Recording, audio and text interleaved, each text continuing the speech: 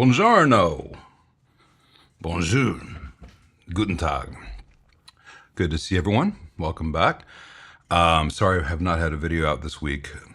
Videos will be coming. I've got some good stuff coming up. Just been a matter of finding time and stuff. Before we get started, it just occurred to me that when I was in Paris for 5 days and had it drilled into me, always say bonjour, bonjour, bonjour, bonjour, bonjour, bonjour. And then we went to Vienna. And so for the first day in Vienna, I'm like, oh, guten Tag, guten Morgen. And they looked at me like I was an idiot. Apparently, such casual civilities are not appreciated in Vienna, at least. It'd be like if I went to New York and said howdy to everybody. But, when in Rome. Let's see, let's get to everyone's questions. Can you hear me okay? Everything look and sound all right? Let's see. Thanks, sent to me. I'll get that up here. The purple crown things, Meryl, those are, that's something YouTube does to say how frequently someone comments or whatever, and I wish I could turn them off just because it's distracting to have all those multiple color things, and yeah, I don't know that there is any prize for having number one, but apparently sent to me right now is number one. So, hey, Matambale. Just 1 second. Yes, I know YouTube. YouTube wants me to give you an ad already. I think not. I think not, YouTube. Just 1 second. All right. Who, what, where, why is that pick? That is in the Faubourg Marigny of New Orleans, right around Frenchman Street, a couple blocks, kind of in between Esplanade and Frenchman Street. We were wandering around on that trip. That's been some time ago. And what I was struck by, besides all the colors and the old iron door hardware and the pretty of the green next to that, is you can still see the spray paint on that building from when it was checked for bodies after Katrina, and you see those spray painted X's all over Faubourg Marigny and Bywater, and of course certainly in the lower Ninth Ward. And some of the houses had them made into, someone was doing them in cast iron and making them permanent. But that one was one where you could just still see the spray paint. I need to scoot over a little bit so I'm not fighting with the graphic. My voice is no matching mouth movement. Huh. It was when I was doing the test before. Let's try this.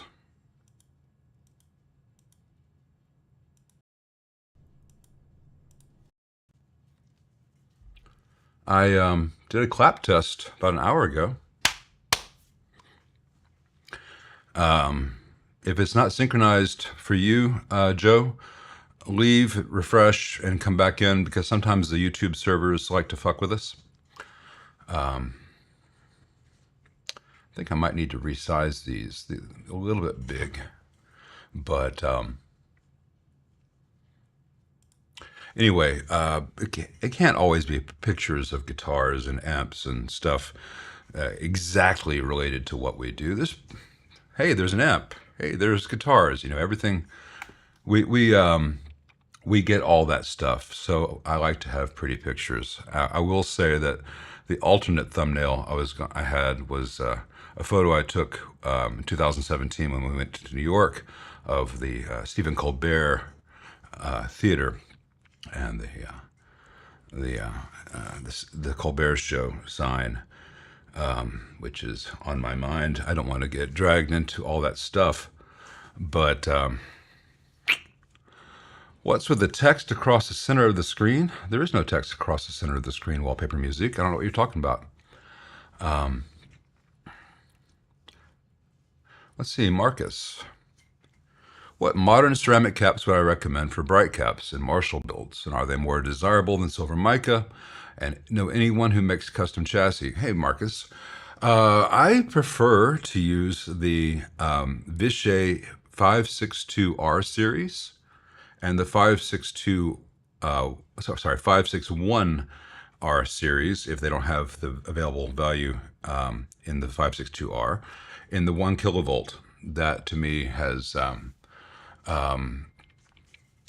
best combination of sound and performance and price. It's very close in sound to what Marshall used originally. Just 1 second. I got a text from my mother. I thought I had this thing do not disturb. I have all three devices to do not disturb, but something beeped. Well, so be it. It was her asking if we have an appointment on Tuesday, which we do, and I told her about. It's been a lot of fun. Anyway, I find them much more desirable than silver mica because silver micas are more prone to failure than ceramic discs, especially the ones that just say SM, the generics. Avoid those. But the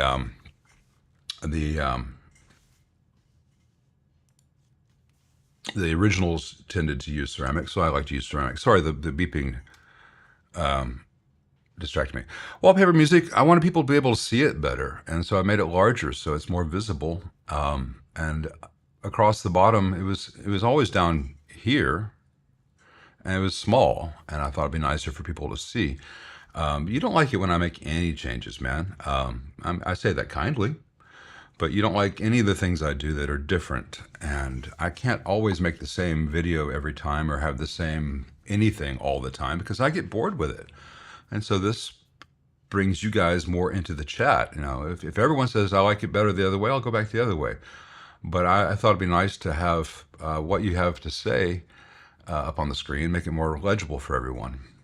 That's why I've moved myself over to the side, so I don't need to be the main focus. It's me and you, and so this way you guys, one at a time at least, get the emphasis. Know anyone that makes custom chassis? Yeah, there are a lot of companies that make custom chassis. It gets expensive. It need to make a whole bunch to have them be viable. Mojo Tone will do them for you, but you don't want to do one. You don't want to do 10. You want to do 100 minimal. Otherwise, the cost per chassis gets crazy. You can also, yeah, of course you can ask a question, wallpaper music, but you don't like it if I do any pans. You don't like it if I do any zooms. You don't like if I change the way the text is, and it just makes me feel like you just don't like me.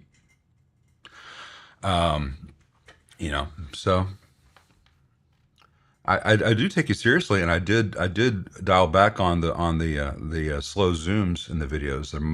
They're still there, but they're much less apparent. You have to, you know, over the course of a minute, you don't notice it. If you go back to the beginning of that minute, at the end of the minute, you'll notice that it is zooming in or zooming out, just to keep it less static. Because a lot of what I'm doing is a static shot that I'm talking over, and people lose attention when the image is completely static. If everything is changing just a little bit, it keeps those brain cells stimulated. It's not, you know, that's just the way we've been conditioned in society. So when the information we're presented with changes a little bit, we stay more triggered with it. Next question. Let's see. Hey, Christina. After discharging the high voltage capacitors under the doghouse, what else has to be discharged, and in what order can anything get recharged on its own once it's discharged? Well, the only caps in the typical amp that are going to store any voltage whatsoever that's of any danger to us are the filter caps. And if the amp is in play condition, so the power switch is on and the standby switch, if present, is in play, not standby, and it's unplugged from the wall, and you discharge those caps, that will discharge everything in the amp that would be of interest/danger to you. And they cannot recharge themselves. They have no magic ability to create electricity where there was none. Now, there is something called voltage memory in a capacitor, where it will kind of go back up from 0 to some voltage, but it's typically less than a volt. So yeah, you can discharge it to 0, then test it 5 minutes later, and you will find some voltage there. But it could be up to 12 volts, and would not hurt you in the slightest, because there's no potential. Anytime any current would be drawn from that, it would go back to zero. So you can't kill yourself. So just make sure the amp is, like I've showed in other videos, if it's safe, have it be playing, making sound, unplug it from the wall, or flip your power strip, whatever. I prefer for people to unplug it so it cannot accidentally be re-switched on, and play the guitar until the sound fades all the way out, and that'll drain most of the voltage. And I'll show you in that video on discharging caps how to drain it the rest of the way, and to confirm that the voltage is all drained. Let's see.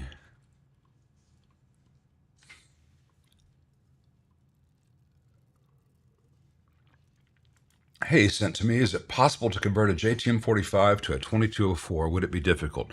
It is absolutely possible. And whoa, Jeff Harper with two big super chats. I appreciate you, Jeff. I'll get to those in just a minute. I promise. I guess now would be the time to say I answer these in the order that they're asked. If you're new to the stream, there are many other channels where as soon as the super chat comes in, it goes straight up to the top of the screen, and that gets answered before any other questions get answered. Two things. I don't think it's fair to everyone else who's also here. The super chats are optional and they're appreciated, but I do get to everyone's question, and I will get to the super chat questions as well. Second of all, those channels usually have one person, even just on their phone or an iPad, putting that stuff on the screen. I don't have a producer, so it's much easier for me to do this in series. Back to the question, is it possible to convert a JTM 45 to a 2204? Yes, it is. That's exactly what Marshall did. The 2204 is a variation on the existing layout and the existing circuit of a JTM 45, because all Marshalls up through, and later when you get into the split channel reverbs and silver jubilees and 900s, no, but all Marshalls up through the 2204, 2203 are variations on a JTM 45 if you stand back and squint. And so the major differences between JTM 45 to 2204 is the output section coupling caps decrease from 100 nanofarad to 22 nanofarad. You get some additional screen grids and grid stoppers that they did not have on the JTM 45. You're increasing the filtering of the amp, so where you would have 16s and 32s in the JTM 45s, it's all 50s and parallel 50s for 100 microfarad. So more filtering, a solid state rectification versus tube, and crucially, a cascaded gain stage rather than parallel gain stage. And if you look at the Marshall 1987, 1959 circuit boards, it's the same circuit board used for the 2203, 2204. It's just in terms of how the board is populated and how the wires are connected. I have done JTM 45s with cascaded gain. The solid state versus tube rectification is not that different a feel or sound. It is different, but it's not that different. But if you have the JTM 45 output with 100 nanofarads and you have the higher gain, it can get flubby. And other aspects of the 2204 in terms of the cathode values and some of the coupling caps are decreased to keep out the flub and to accentuate some higher end stuff. But it is doable. It is essentially the same circuit with a few changes in the sequence of gain on V1 and some different values used in the same places, and different slope resistors and stuff. But it is possible and not too difficult, as long as you don't deal with, okay, well, I'm going to increase all the filtering and then that means I need to drill a chassis, or you don't need to go to solid state rectification. Also, Wick, it probably would be fine to just keep a JTM 45 and use an overdrive pedal for more gain. All the various Marshall in the box things, and just like an ODS, whatever you've got. ODS, ODR, sorry. One's a much more expensive box. Just give it a little extra gain, and your audience probably won't know, and you might find a sound that you like better than a 2204. 2204s can be very thin and bright. JTM 45s tend to be a bit thicker. CCER. Thank you very much, sent to me. I appreciate that. Always appreciated. Victor Beebe is number 2 on the charts. Victor Beebe is number 2 on the charts and number 1 in our hearts. That's right, Colby. You know it.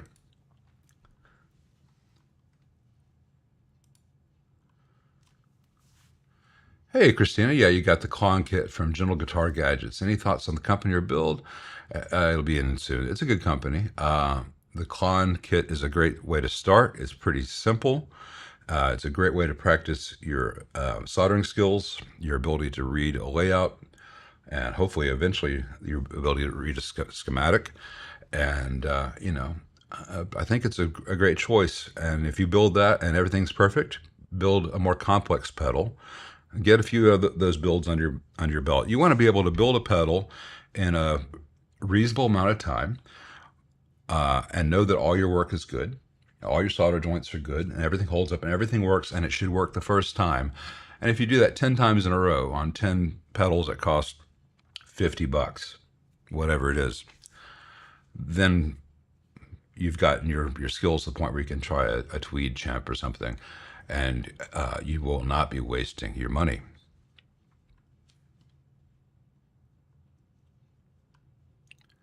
Hey, Matt. Matt Johnson knows where my thumbnail was taken. I love the sound of that unique mid-focus sound. I love that unique mid-focus sound, words, Lyle, of an AC30 top boost with the tone controls at 0. Just 1 second. I've got a disconnect between my brain and my mouth. Let's try to do that again. I love that unique mid-focus sound of an AC30 top boost with the tone controls at 0. Have I ever thought about putting in a foot switch that would do that? Not quite a boost, but I'm curious. Man, that'd be really complicated to do. It can be done. I would not do that to an old AC30 because I don't want to hack anything up.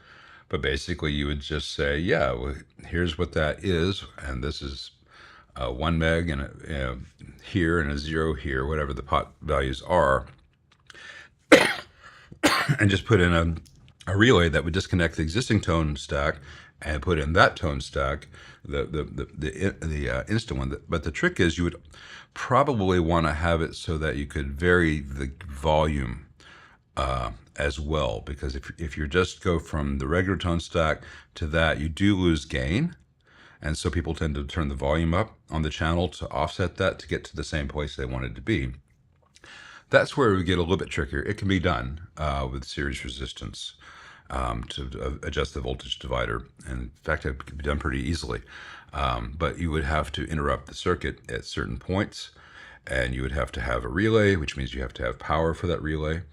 And you would have to hopefully have transistors to trigger the relay, so you're not running the amp's audio, real ground outside the amp to a foot switch, because it's much better to do that with a separate thing that just triggers a relay. So your any noise in the external foot switch and cable does not get injected into the ground, which is shared with your audio. But yeah, it's doable. I'm not sure how often that would be useful live, but it is possible. It is a great sound what you're describing.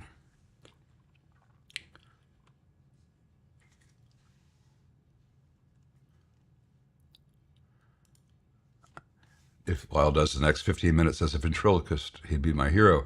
I can barely speak with my mouth moving, so I don't know what to say there.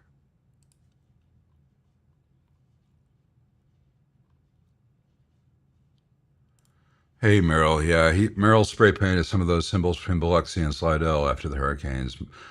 His were more of a cross. Yeah, I guess that it was kind of a cross, but most people did it like this because they're doing it fast, so it almost an X, almost a cross. But yeah, it's heartbreaking. You can walk through those neighborhoods and see where the houses were empty, where the houses had everyone was fine. You can see the houses where you can say, oh, okay, 3 were dead, 1 was dead. And especially as you get down to Bywater, and then you go into the ninth ward, you can see, you could at that time, that was 2016, I think, for that photo. You could, 11 years after Katrina, you could still see the line on people's houses where the water was. I love New Orleans. It's kind of a cultural and spiritual sister city to Memphis. New Orleans and Memphis have a lot more in common than Memphis and Nashville do. Nashville's culturally, traditionally, Nashville is culturally part of Kentucky more than it is the Mississippi Delta, which is where we are. We're the northern tip of the Mississippi Delta. But today, Nashville is more of a cultural, spiritual cousin of LA or Vegas, a little less Kentucky, and you can hear it in the music.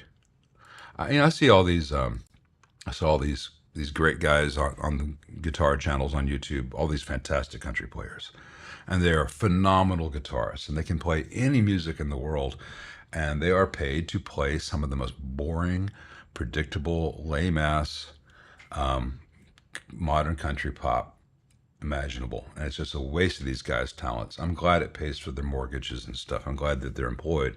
But man, it'd be so much cooler if they were allowed to play music. Sometimes you can hear when there'll be some awful tune on the radio, all auto-tuned to hell, and all the, I'm sorry, it's not auto-tune anymore. It's Melodyne and all that. Anyway, it just sounds terrible, but there'll be some really cool guitar solo. But that's not enough for me to listen to that. I'd rather hear that player playing with music. In soapbox. What is my favorite guitar and why is it the Tele? Well, I don't know that the Tele is my favorite guitar. It is certainly in the top 3, and I do love it.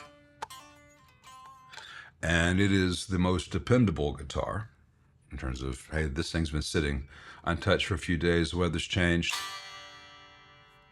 It's in tune. If I pick up that 335, that's unlikely to still be in tune. That's not anything to do with this.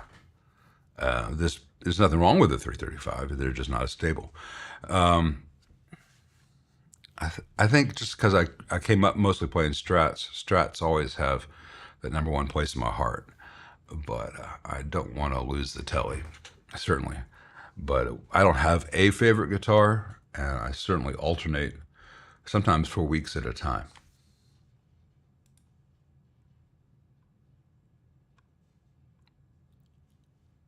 Should X caps be pulled out? It depends on where they are. X caps are great if you have high AC voltage. I don't know that I don't think they're necessary for any other place than when there's high AC voltage present. That's what they're designed for. But if you have an amp that has, say, X caps used as coupling capacitors in the signal path, I don't know that there's anything wrong with that. If you like the sound, don't worry about it. If you want to try something else, change them out. But X caps should be usually only used when there is really high AC voltage present. For instance, on the derived bias of a JCM 900, or several similar ampegs where they're deriving the bias supply from the HT supply. So there's a lot of AC present. That's when X-class cap is good. Or in amps, what is that? Just about every Rivera that comes in at the HT connections to the diode rectifiers, they have an X-class cap across the HT there. And on every one of them that comes in on my bench, and I've seen on many other techs' bench, that cap blows up because that begins with an R. I can't remember the name of the company. It's not Ryko. That's a camera company. Anyway, that cap dies because it wasn't rated high enough, though it was an X-class cap. You can replace it with a new X-class cap, but it doesn't do anything of real use. It's very slight filtering. You won't hear it, so I just snip it out because why pull the entire board and change out for a $6 cap when it works fine without it? Hey, Jacob, I've answered this in the last 4 Streams, I think. Benson amps are really good. I only have limited experience with them. They're really well built. I think the sound was quite good. I don't have. It didn't knock me out. I mean, I remember that I worked on one, and it was built well and sounded good. But hey, Brad, but it wasn't anything special about it. You know, I've played an awful lot of amps. Some very old. I got the '74 Super Bass on the bench there. Some very new. And there are a lot of really great sounding new production amps. And I thought the Benson was good, very good. Did not floor me, so didn't find a permanent place in my memory bank. Yeah, I thought you guys might appreciate this. Just I still need to. I think I need to make it a little bit smaller. Let's see, just a little bit to the right. Let's see. Let's see.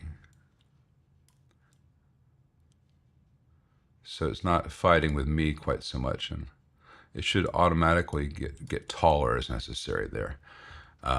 But I'll do that here and play around with this, and then I'll have to do it again on the other scenes after the intermissions, and then after the fact I'll go back and make this the default for everything. This way I don't have to go quite so far this way. It's all playing around with it, and it's all going to change soon. I've got a wider lens coming for this setup, so I'll be more like this. I mean, you'll actually see left and right more. So I'll be a little bit smaller in future, but this is as far away from the screen as I can sit and still read the questions. So I need to change the lens, not where I'm at.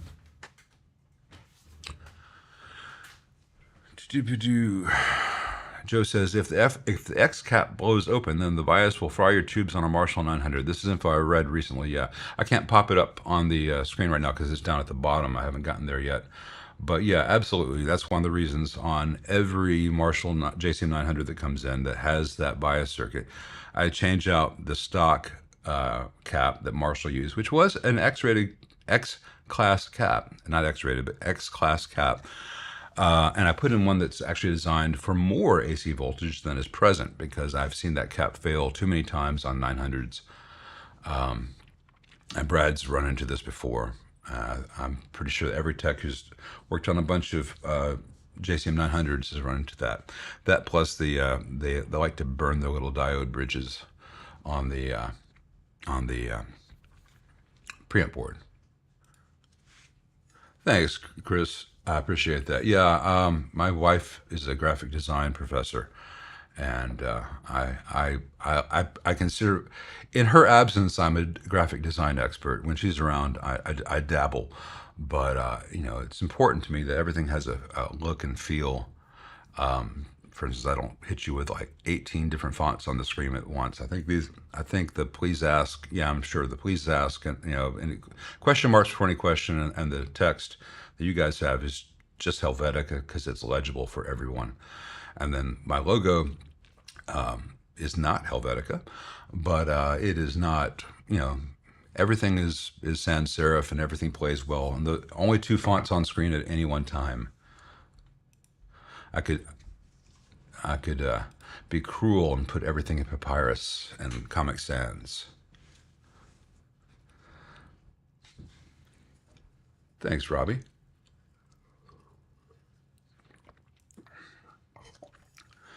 Hey, Mariando. I'm not going to try your last name because I will butcher your last name. I'm trying. I assume it's Dutch, and I'm never quite sure what to do with some of the Dutch vowel combinations. My opinion about Music Man guitar amps, I think they were very, very much great of their time in terms of the need to have a very loud, very clean sound that was very popular at the time. If you listen to what was on the radio at the time, you can hear that sound from everything from Leonard Skinner to what we consider now soft rock, the Air Supplies, the Atlanta Rhythm Sections, the even the dreaded what's that band I hate, Dr. Hook, and all the disco stuff. So if you need, when the vogue was to have very clean guitars and PAs were not that great. So everything from Leonard Skinner to Chic, that's a Music Man amp. It's one of the reasons that JC120 was so popular when it came out. When the Jazz Chorus 120 came out, not only did it have chorus, but it had that same really loud, clean sound in a much lighter weight format than the Music Man's did. Now, today, there is a host of options for very light, very loud, very clean amps. Music Mans are still a good option and can sound great. And the technology used in them was very simple. So most of the time, all the op amps and chips are still available. And it has an output section, which is 6L6 or whatever, some variations like KT88s and stuff, and it can all be kept working fine. All the caps are still available, just like working on Fenders from the same period, and they have the same weakness of Fenders of the same period because Leo designed them the same way he did the previous ones, which is the fiber board over by the output tubes near the rear that has all the bias caps and bias components and the rectification. That thing warps into waves, and because of the way the orientation of everything is across, all those solder joints tend to need to be reflowed and they break. So if you have an HD and you change all the electrolytics and you reflow all the solder joints on that wafer board and make sure that everything is good, and you may have some transistors you need to clean up here and there. Maybe a few transistors need to be replaced and the pot's cleaned. They're good amps, but they're very, very heavy. So, I don't think that there's I would not seek one out given other options on the market, but if you have one, it's fine.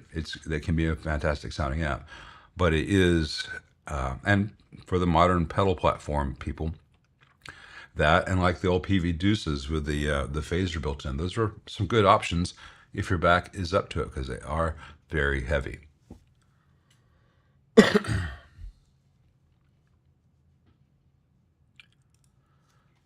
I am the Ken Burns of amp repair documentation. And the winter of 1862, I can have some black and white photos pan in and out. I actually have thought about doing some stuff like that for some other aspects of the channel. Thank you very much. I really liked Ken Burns until I saw the jazz documentary. I even bought the Ken Burns jazz book before I saw the documentary. And man, that should have been called the Wynton Marsalis version of jazz documentary. Wynton is one very important voice in jazz. And certainly, yes, Wynton, Louis Armstrong is a crucial part of the story of jazz. But man, for Wynton, jazz began and ended with Louis Armstrong. And I just thought that Miles and Coltrane and everything that's come after just barely got a mention. It was the Louis Armstrong documentary, which is great if it was marketed as a fantastic 8-hour documentary on Louis Armstrong. Anyway, I sidetrack. I thought he was much better. Well, to an extent, the Civil War documentary was also the Shelby Foote version of the Civil War, but that's not what this channel is about, so we won't get into too much history and side notes. Hey, Jeff, did you mean to do 2 super chats? I appreciate that. So, doing the schematic from Rob's side, build the Princeton without the reverb tremolo, and the question is, would it be possible to put a larger input and a larger output transformer, and what, if any, other changes are needed? You can. The only issue, if you're building without the tremolo, you absolutely can. The only other issue is with the tremolo in the Princeton. If you have higher voltages and say you were to do it with 6L6s, it's more likely to have some thudding. But if you just want to make basically a one-channel deluxe reverb or a one-channel pro, depending on what transformers you use and what wattage, yeah, you absolutely can. I would say, though, that if you're going to build a larger version of a single-channel Fender without reverb, without tremolo, I would not choose the Princeton as the model, because most of the chassis which are available have enough tube sockets for the 12x7. Say we use a deluxe reverb chassis or use a Vibral X chassis or a Pro chassis. And you're not going to do the tremolo, and you're not going to do the reverb. You've got plenty of triodes available. You have more than necessary, so you can do the full long-tailed pair slash Schmidt phase inverter, which is going to give you a lot better sound than the cathodic phase inverter of a Princeton. So there's almost no point building a larger, louder Princeton if you want more and keeping the cathodic, which is limiting you. So the Princeton is, if the Princeton had a long-tail pair phase inverter, it'd be almost as loud as the deluxe reverb. Fender did not want to do that. Fender wanted it to be less than the deluxe reverb and to be cheaper to build, so they only have the cathodic. But once you get into making your own, look at Rob's version of the one-channel deluxe reverb, and that can be scaled to any of the Fenders. The only difference as far as the build goes are what transformers you use. And if you have a 4-ohm tap, it uses the 100R in the negative feedback there's a 100R tail in the PI versus 47 ohms for the 8-ohm ones. So.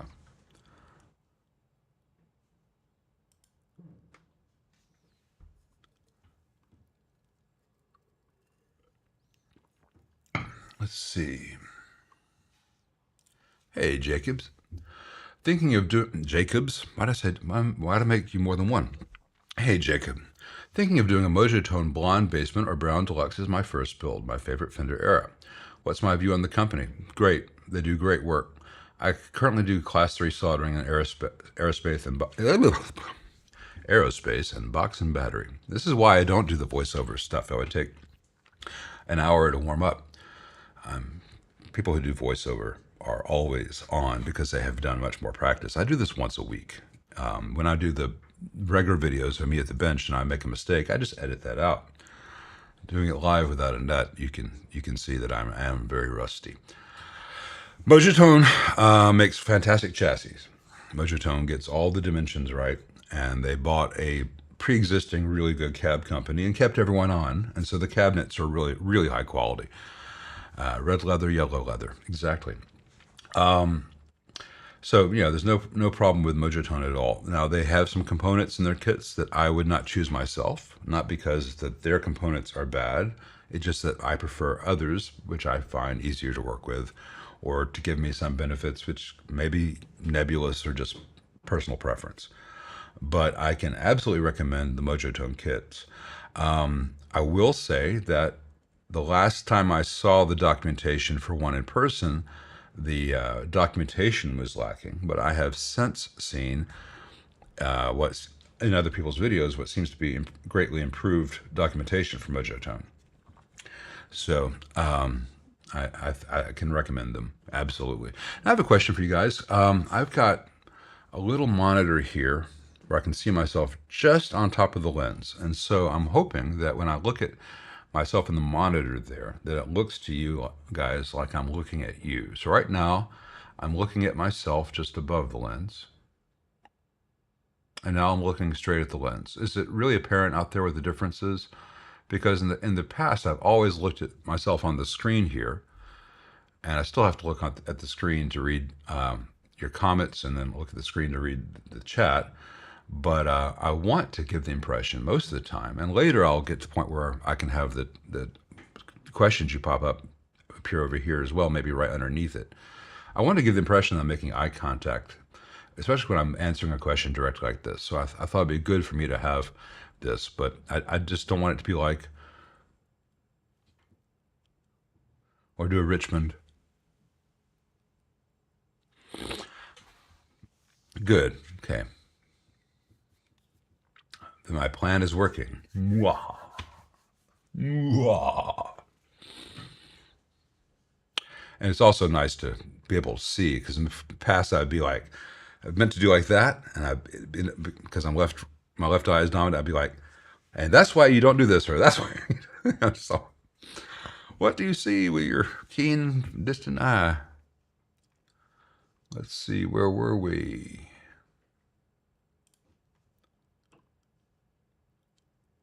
Are high-low inputs really that useful anymore? Johnny Moondog asks. Yeah, absolutely.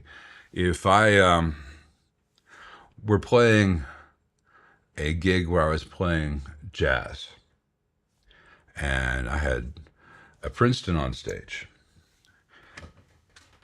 and for one song, I'm doing this.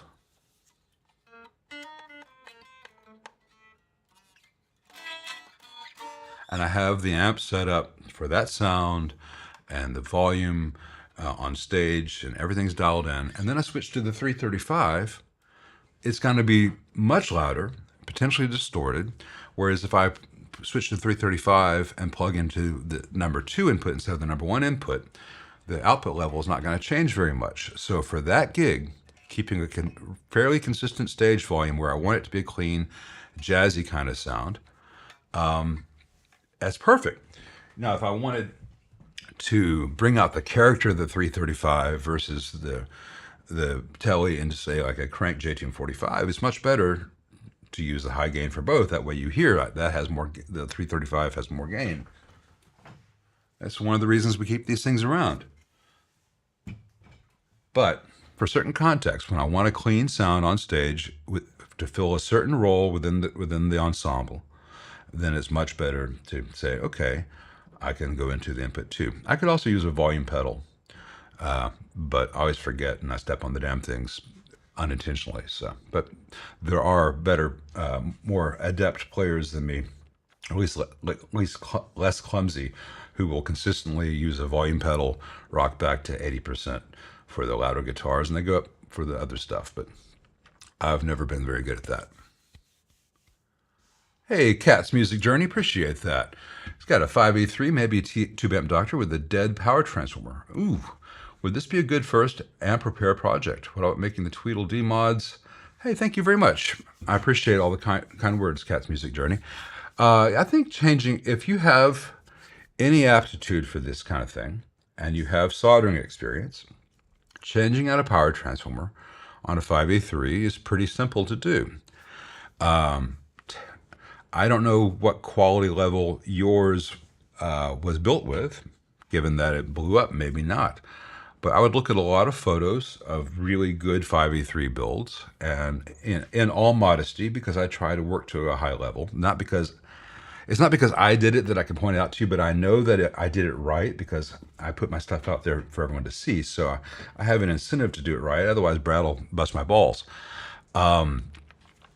Anyway, I've got videos on 5E3s, real ones, like a 56, 58, 59, and some kit builds on my channel. Look at how I did that. If Brad's got videos of ones he's done, you're going to see the same thing, where you want to have your HT, all your secondaries should be twisted together in pairs. So the HT secondaries are twisted together. The 5 volt tap heaters, 5 volt filament for the rectifier tube should be twisted together. Your heater secondary should be twisted together and then brought to where they need to be without a lot of excess. Anything else gets taped, gets bundled and zipped away. That'd be an easy thing to do, and it'd be your chance to do it right. So look at the videos I've got on the various 5E3 Deluxes, and if you feel that you can do that, do that. I would not mess with the Tweedledee mods. The Tweedledee mods are interesting. I find that if you're just blindly copying without understanding what people are doing, you will probably end up with mistakes. I would say learn everything you can about that circuit before deciding what, if any, mods to make. I think in general, making it more optimized for the frequency range of guitar is more important than cleaning it up in the way it does with the Tweedledee mod, because the whole nature of a 5E3 Deluxe is not to be clean. So I would say, look at, hey, instead of having this flat down to 7 hertz, let's have this flat down to 35 hertz. Instead of having, this and that. The other thing, and I'll pop this on the screen. I'll take you off the screen and pop this link on the screen. valvewizard.co.uk. Merlin's quite excellent site. Maybe I need to make that bigger. Anyway, pause this if you need to, copy and paste, whatever, write it down. He has an excellent section on the cathodiene phase inverter, which is present in the 5E3, and things that you can do to improve the behavior of the cathodiene phase inverter without losing the things that sound good about the 5E3. So decreasing the coupling cap going to the input, decreasing the grid the grid leak values, adding series grid resistance. These things make the things sound less farty and squashed, and it really will show you why. It'll tell you why, as opposed to just copying what Howard did. Howard Alexander. Maybe we should call this Howard Alexander the Duck. But I mean, Dumble knew what he was doing, but people focus on the little negative feedback thing there. He did negative feedback a lot. It wasn't the only thing he did. It's just the thing that was very visually apparent that's different. So I wouldn't mess with that, because you don't really need to keep that stage clean so much as you need to change the way it distorts. And it's much easier to just make some minor variations than to get into negative feedback, local negative feedback. But you may do everything I just said, and then later try the local negative feedback thing that Dumble did, and love it. But you'll probably also be able to say, okay, I like it because it's doing this, and I also already did the cathode changes that Lyle suggested, and that combination makes the amp more responsive.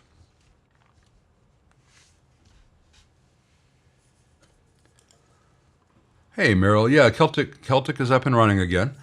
They've got basically a big tent, because they haven't had a chance to rebuild properly. But the amazing thing is that no one was hurt or killed, because that crash happened at 9 in the morning. If it happened an hour or two later, potentially dozens of people could have been injured or killed. But yeah, it is up and running and very good. And we went the day they went back up and running, and we did have fish and chips and a pint, and which is a nice thing to have in Memphis, Tennessee. Hey, Green Mystic Surfer. I have no thoughts on the Benson Tall Bird plus Reverb plus harmonic trim unit. Probably great, but I have no experience with it. So unless I've been inside one and played it, I don't have an opinion on things. Well, I mean, generally, I don't think I want to put my foot in a bear trap, but I've never tried it. But I imagine the Benson would be much more pleasant than that, but I cannot recommend it or warn against it or say anything other than it exists and it's probably quite good. I have no experience on current Rivera amps, Bill. The ones that I have worked on were maybe 15 years old and older, and they're all very consistent with each other, but I don't know what he's doing with current ones. So I don't know if various things are improved, if anything's worsened, if everything's fantastic. I don't know. So I don't have any experience with what's coming out of Rivera today. Hey, Lovecrafty, picked up a 65 Deluxe Reverb issue on my recommendation. One issue he's experiencing is a low-end thumping when the tremolo is engaged. Any suggestion what would cause that? Cheers. Yeah, that's usually caused by lead dress. The amp was not built by someone who builds amps. The amp was built and wired by someone who is being paid a certain amount an hour to connect wires, and they don't necessarily know what those wires are doing. And so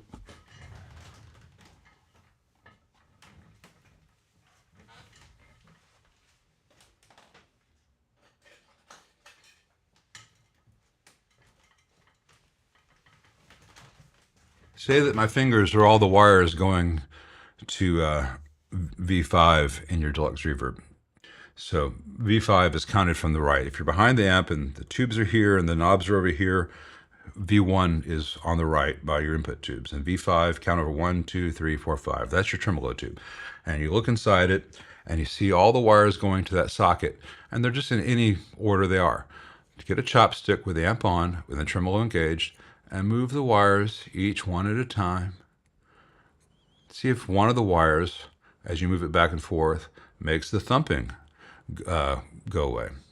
The other thing it can be is the wire that goes actually to the foot switch jack can also be too close to wires on V4, which is your reverb recovery stage. So you move the wire that's attached to the foot switch jack, and you move the wires attached to V5, and you want to get them as far from the wires going to V4, as far from the wires going to V6 as possible, and just kind of move them around. One of those wires is causing that thumping 99% of the time.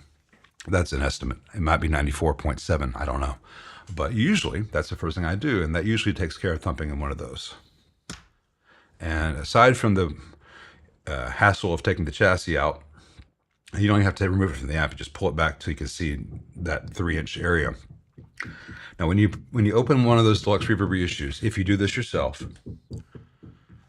I've got videos on, I think it's stuff any Fender owner can do, and I show how I open a Fender reissue amp, because what almost always happens is they put the amp together before all the adhesive is dried, and so it's very common for the foil, which is supposed to be stuck to the underside of the cabinet, to adhere to the front lip of the chassis. So if you just pull that chassis out, all the foil rips, and aside from it not being effective shielding it once it's ripped, you can have little bits of metal foil dropping down into your amp, which can cause shorts. You do not want that. So I show how to take the screws out. There are 3 in the back that are pushing up from the rear lip, and there are 4, 2 on either side, which hold it down from the chassis. You get all that stuff out, and then you kind of peek in and wiggle it and see if you see daylight. I show that, and you can just take a cake knife, a butter knife, any relatively thin but not very sharp knife, and just kind of get it between, there'll be a place where there is a gap between that foil and the chassis lip, and just kind of work it up and push the foil up so that you can pull the chassis out without ripping all your foil out.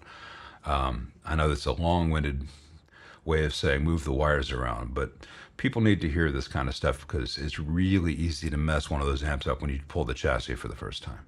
Believe me, 90% of the ones that have come in, and I bet Brad's got the same rate, someone has just messed up that foil to the point sometimes we have to replace it, which is a pain in the butt. Talking about all that barbecue, man. I got some barbecue in the fridge. I'm gonna have for lunch after this, late lunch. We got just, there's a place in town called Tops Barbecue, which is really good. We just got a 6-pack, which is enough meat and buns and slaw and beans for 6, and I've got enough for 1 left. I might do some ribs tomorrow, though. Hey, Sebastian BC77, looking for a schematic for his Rivera Clubster Royale. I cannot give out what I have. Rivera Clubster Royale. I can't give out my secret sources, but I would say that Rivera has this stuff, and they're really good about sharing this stuff. It's not like it's trade secrets. I would call Rivera Monday morning and say, hey, can I get the schematic for the Clubster Royale? And they'll probably say, sure, what's your email address? And then you'll have it. If it was some really obscure thing, I'd help you hunt it down, or Brad would, but neither Brad nor I can share some of our sources, and it's a thing. And in this case, it wouldn't be necessary, because Rivera is really good with the schematics in my experience. Why does a master volume work? You don't ask the simple ones, do you? Why did Fender add them to their amps if most people avoid them? Do I like them? The push-pull part of it sucks in my twin. The push-pull part does suck. Fender was doing too many things. So the master volume in your Fender, which is going to be, I assume it's a late 70s Fender, when they came out with that, they had 2 versions of the master volume. One, which is just a 1 meg pot between the mix resistors and the input of the phase inverter. And it works just fine. Some of that first generation that was just the simple pot, also had a bright cap. That bright cap is one of the reasons people don't like that master volume, because you turn it down, the amp sounds all bright and thin, and it's not necessary on that circuit. So if you have a Fender that has a master volume, like a late 70s Fender with a master volume, if you remove that bright cap, it's a much better sounding master volume. Then later they did the master volume with the push-pull boost. That push-pull boost sounds terrible. It sounds bad. And so you had a master volume that had a bad push-pull boost. And when you use the push-pull pot, it's a crappy quality pot, so it feels bad to the hand. So it gives a sense of low quality. It doesn't have a great taper. And then it had that bright cap. If you remove the bright cap and don't use the push-pull, it's a good sounding master volume. As to the larger, and that also answers why most people avoid them, because most master volumes commercially offered until very recently have sounded very bad. The other reason people don't like master volumes traditionally is that they've usually been pre-phase inverter. Now, the pre-phase inverter master volume in your Fender is fine because a phase inverter in, say, a Twin isn't distorting that much. If you have a J245 or a 1987 Marshall, 1987 is a model number, not the year. A lot of the distortion character of that amp comes from the phase inverter. So if you have a pre-phase inverter master volume and turn the signal down that feeds the phase inverter cleans up. And so the amp, and I've shown this like on the Origin 20 videos and other amps, you get down a really nice overdriven sound, you turn the master volume down and the whole thing cleans up. People don't like that because it doesn't sound very good. There are other amps, like say a Friedman BE100, which has a pre-phase inverter master volume, where it's fine because the preamp ahead of the master volume has so much gain, and the output section is designed to run so clean that you're not missing distortion from the phase inverter. So that very simple pre-phase inverter master volume can work absolutely beautifully for certain high gain amps where the gain is coming from the preamp, which will typically have like 4 or 5 gain stages. More recently, a lot of amp companies have been doing a post-phase inverter master volume, variations of what's often called the LARMAR, from various Marshall forums is where that term came from. It's a combination of two people's last names. I'm not going to get into that. And that preserves the sound of the phase inverter, and it's fairly transparent sounding until you get it down to maybe 9:30, 10 o'clock. At which point it still sounds good, but it's not going to be it's not going to sound as much like the amp on 10 as it does when it's on 10, because the negative feedback path changes. It collapses the negative feedback, so your presence begins not to work. There's no avoiding that typically. But the advantage that has is not only does it sound much better for a large part of its range than a traditional pre-phase inverter. I mean, it always sounds better than the traditional pre-phase inverter if you have an amp like a J245 or AC30, etc., where the overdrive characteristics are coming from the phase inverter. But when it's on 10, it's transparent, it's out of the circuit, so it's like not having a master volume.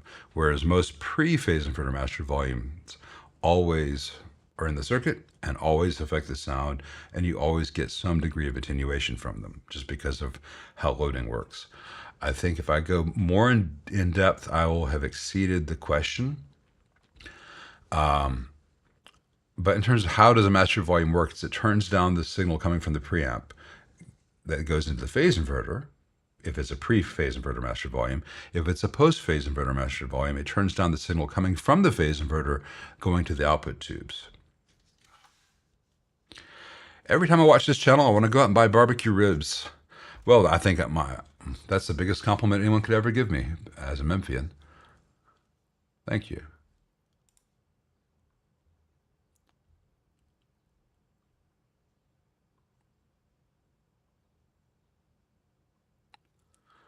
What's my opinion on the Gibson Explorer body? It is a fantastic looking instrument. It looks cool on stage. It is a pain in the butt to hang on anything but a hanger system. So like that regular stand I've got that telly in, you can't do that with an Explorer. You've got to have the one that's this tall off the floor with little hooks that hang it or hang it on the wall. And if you need to gig with it, you've got a guitar case that's like 6 feet long. So it's a commitment.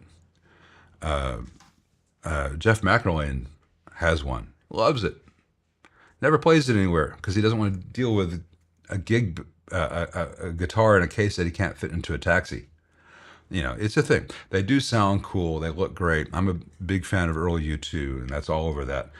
But I can get those same sounds with that SG over there, and the SG has a much smaller case, works in any stand. It's a lot physically less imposing to deal with. An Explorer is a lot of guitar. We are at the top of the hour. We're going to take a first of 2 intermissions. So I'm going to go to the intermission, and I'm going to give Some Poor Unfortunate Souls an ad, which helps me buy barbecue, which I think you can all relate to. And I'll see you guys back in 7 minutes.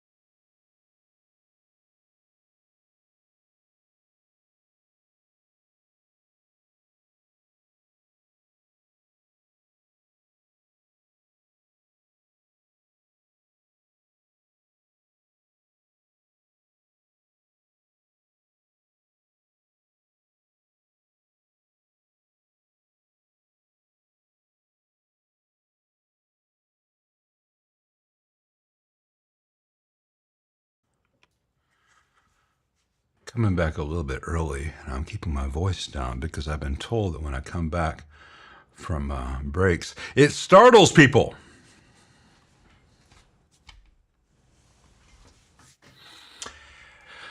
All right. Hey, Jacob. Any advantage? I gotta do this again. Sorry. This won't be in every stream, just this one, as I found the right size for the other one, but there we go. I'll put the one I did from the first one on all of these for the next stream. Anyway, any advantage to using lace tie versus zip tie for bundling harnesses? In aerospace, we use string tie for everything from vibration. Do I think it's overkill for amps? I just think it looks cool. It looks awesome, and if you get an old high watt built by Harry Joyce or some of the other British stuff that was done by little ladies who used to work building bombers for the RAF, you see all that beautiful string tie stuff. It is a great look. It's totally unnecessary in a tube amp. We're not experiencing any G's whatsoever, even in a heavy amp. Zip ties are easily undone and redone. Zip ties are better than the tube, little sections of heat shrink tubing you might find like an old Marshall, because over time that heat shrink tubing does degrade and break.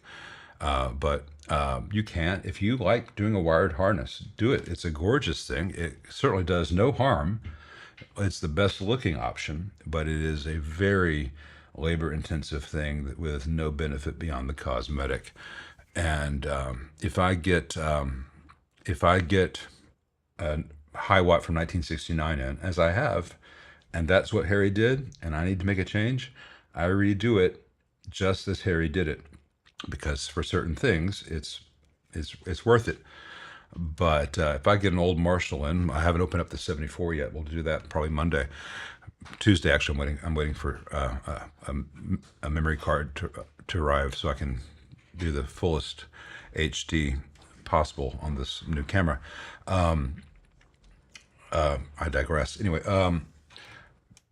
if it has damage to the old heat shrink tubings, I'll replace them with little sections of zip tie. Now I use different size zip ties for different jobs. I'll get the big ones. I'll get the little ones. I will sometimes use the white, sometimes use the black. If the amp's got all white, I don't want to have like 3 black ones. That bothers me. That's OCD though. But I like the look of the harnesses. Thank you, Joe. Appreciate that. Brad coincidentally woke up to be here. He actually woke up to start a smoker, which I completely respect, depending on what he puts on there.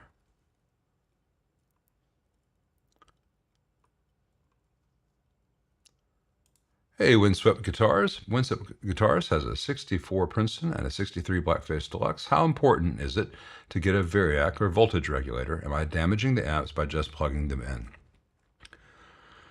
There are 2 main considerations. First of all, if you don't use any voltage control and you have whatever is coming out of the wall, what is the heater voltage actually at? So nominally we have 120 volts AC coming out of the wall in Memphis, in America. Right now it's 111 volts here in Memphis. There are other times when it's 127, 130 volts. So what is your worst case in wherever you live with a wall, and what is your heater voltage at? The heater voltage was nominally designed to be 6.3 volts AC. And anything 6.7 and below down to like 5.7, 5.8 is safe. You don't want to go below like 5.7. You don't want to go above 6.7. As close as you can get between 6 and 6.5, the better. So that's one thing you need to bear in mind. The other is what is the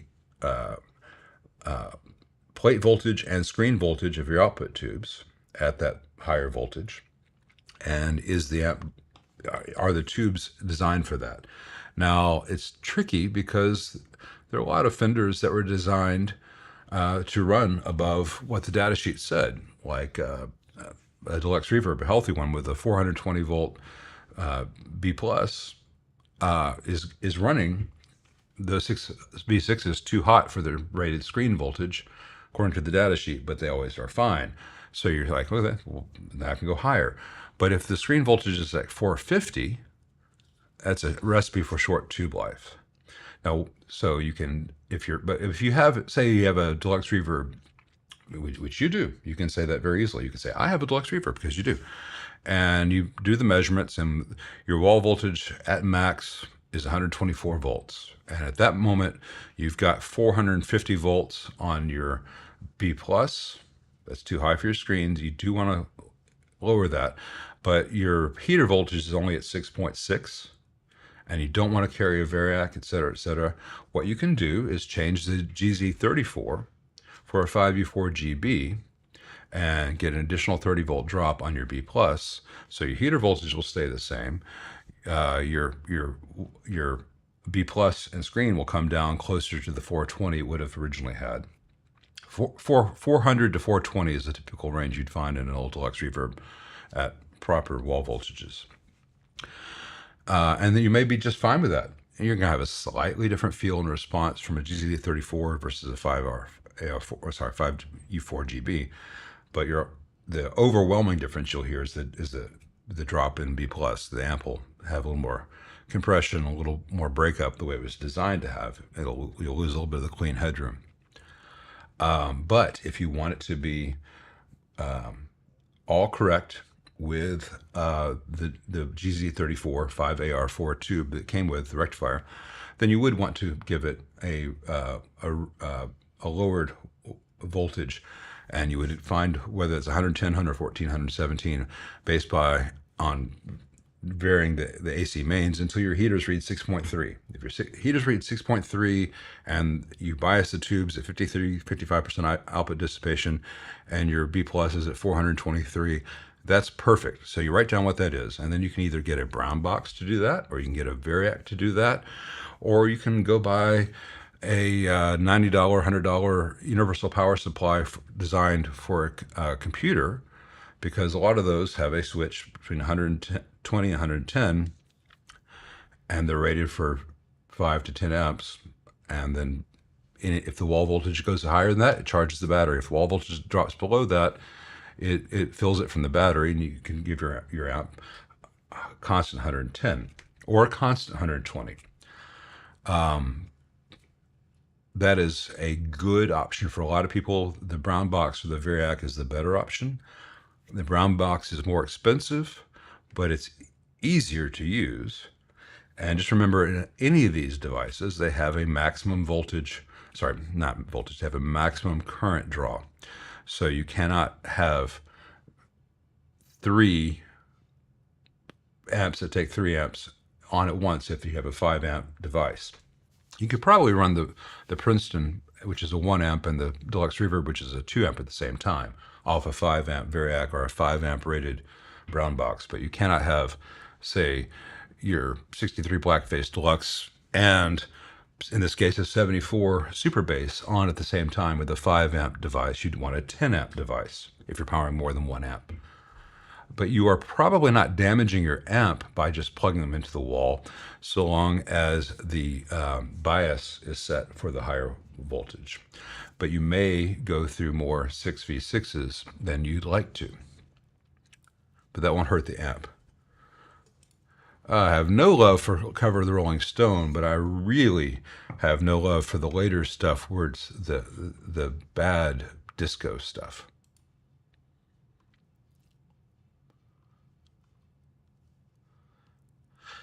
Good Guitar has got an old Fender Bantam, yeah. The speaker's not original. The paper tube label is half gone. Any way to date it besides Transformer?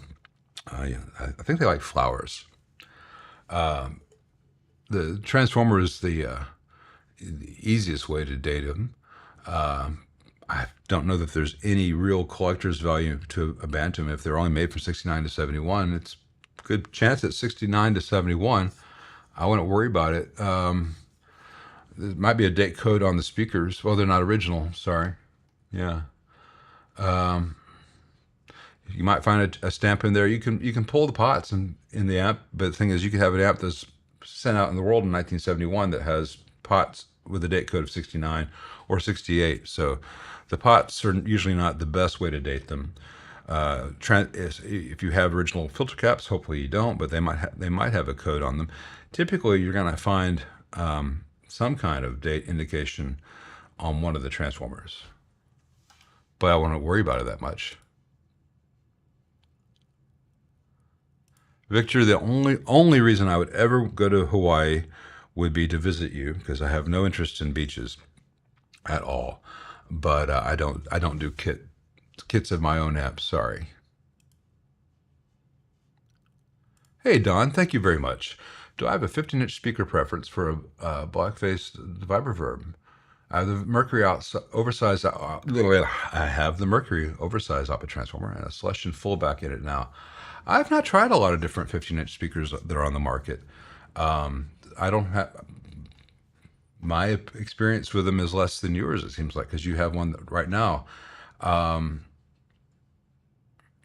would be tempted to go with whatever version of a JBL or EV is on the market, whether it's the actual EV or whether it's the Weber version of that, or the Eminence version of that, or the Warehouse version of that. But I've not looked into it. It's not that common for people to come in with 15-inch speakers. I'm not sure why. They just don't seem to appear as often. But I think there's something to be said about the sound of the original aluminum domed 15-inch speaker. I don't like aluminum domed speakers in a 12 or a 10, unless you're playing bass and want to sound like 1985. But for the 15-inch speaker in a Vibroverb, I think it is a good thing, because otherwise that can be a pretty dark sounding speaker. But I don't have any knowledge of the Celestion fullback, and I've not kept up with the other speakers on the market in 15 inches. I apologize.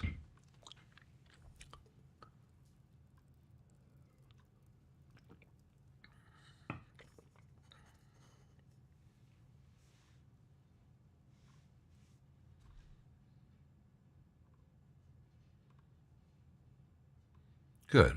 I'm looking at the eyeline comments. I really am trying to get this better. I'm not sure why. It's not like there's a prize for best boring ass live stream, but I want to be at least a contender. I could have been a contender. That's the worst Brando. I could have been a contender. I don't know why I'm so happy.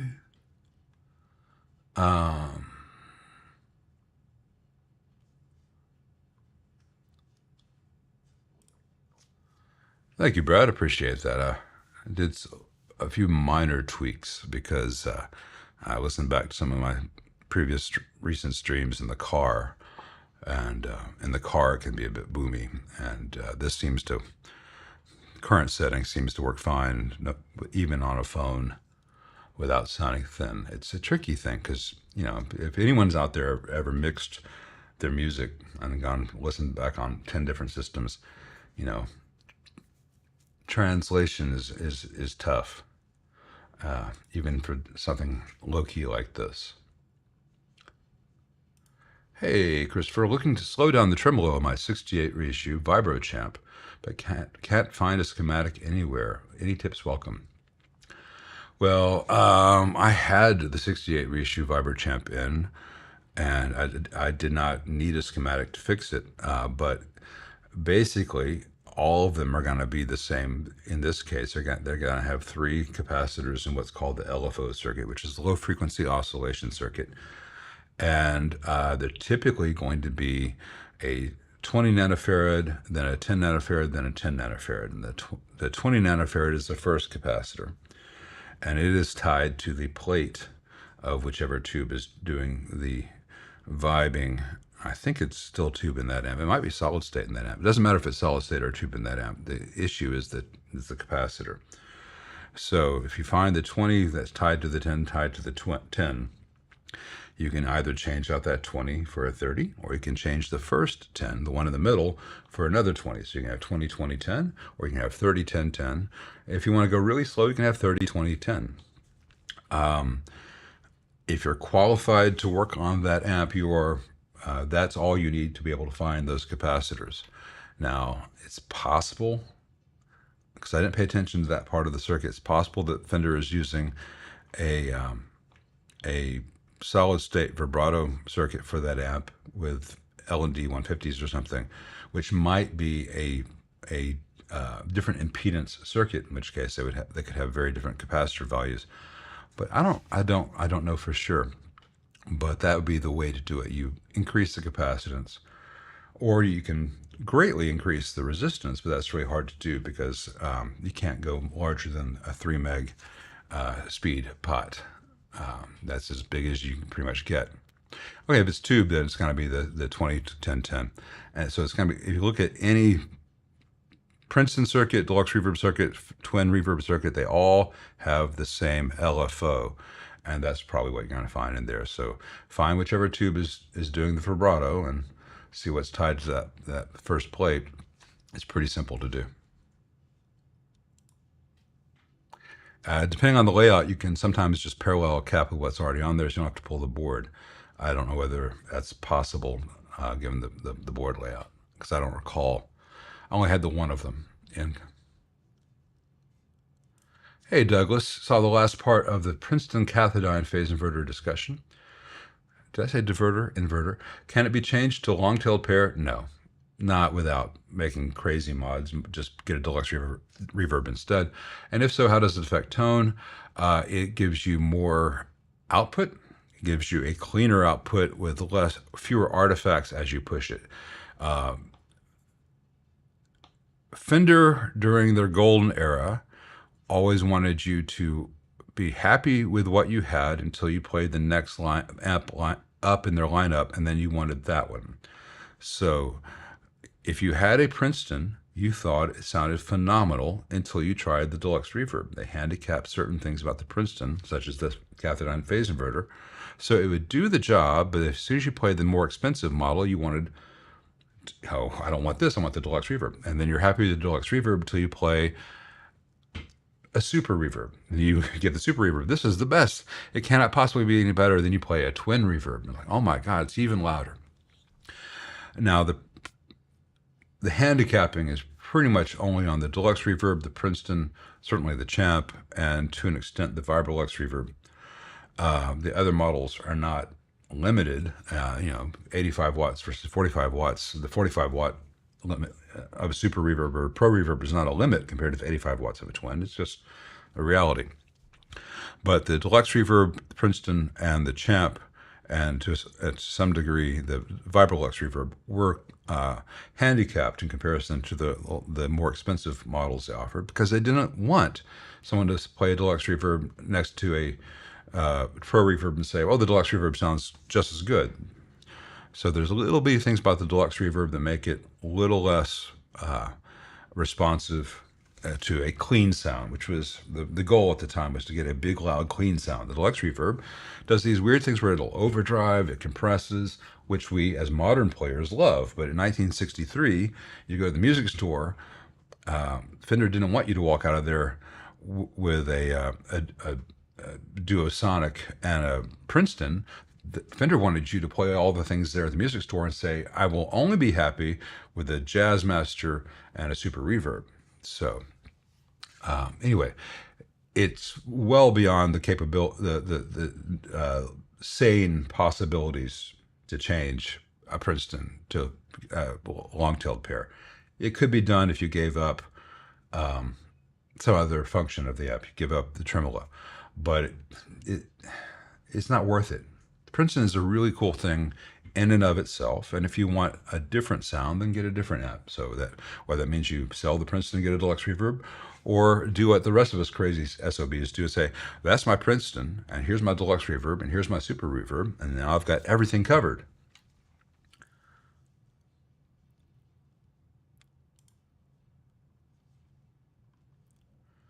Hey DB, I see some stuff. Can I help a brother out? I will. If you ask the question, I will get to it when I get to that part of the chat. Let's see. Random Stuff 77. Good afternoon. Good afternoon, Random Stuff 77. I have a VibroChamp build using an 8 ohm speaker. I have the output transformer 4 ohm tap connected to the negative feedback. 2.7K resistor, what resistor should be used for 8 ohm connection?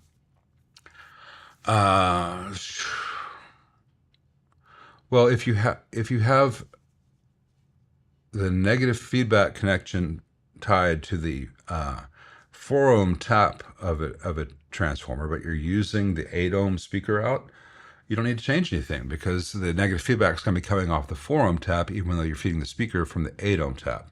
So unless your question was worded improperly, let me know. As I understand it, your VibroChamp is a build. Your output transformer had a 4 ohm and an 8 ohm. Your 4 ohm tap is connected to the 2.7K negative feedback resistor. So that is all stock for a VibroChamp, but you're using the 8 ohm tap to actually feed your speaker. In which case, you're good. You're fine. The negative feedback will come from whichever tap you have it connected to, even if the tap is not connected to a speaker at the same time. It's still working through the transformer. So in a nutshell, the signal goes from the 8 ohm. Here's your 8, here's your 4, here's your common, which is ground. Your speaker is at 8 ohms, so you have all that current flowing from 8 ohms to ground. This is the stupidification for brevity's sake, not because we're guitarists and we're stupid. And then halfway there is the 4 ohm tap, which has half the current available from the 8 ohm tap, but that's where the negative feedback is tied to. You're good. That's great. Don't have to worry about it anymore. And it is fine to disconnect the negative feedback on the VibroChamp. You can do it permanently. You can do it with a switch. And Rob Robinette's got some ideas for how you can do more than just on-off, but it's very, very easily done. And if you disconnect the negative feedback on the VibroChamp, it sounds a bit more like the Tweed Champ.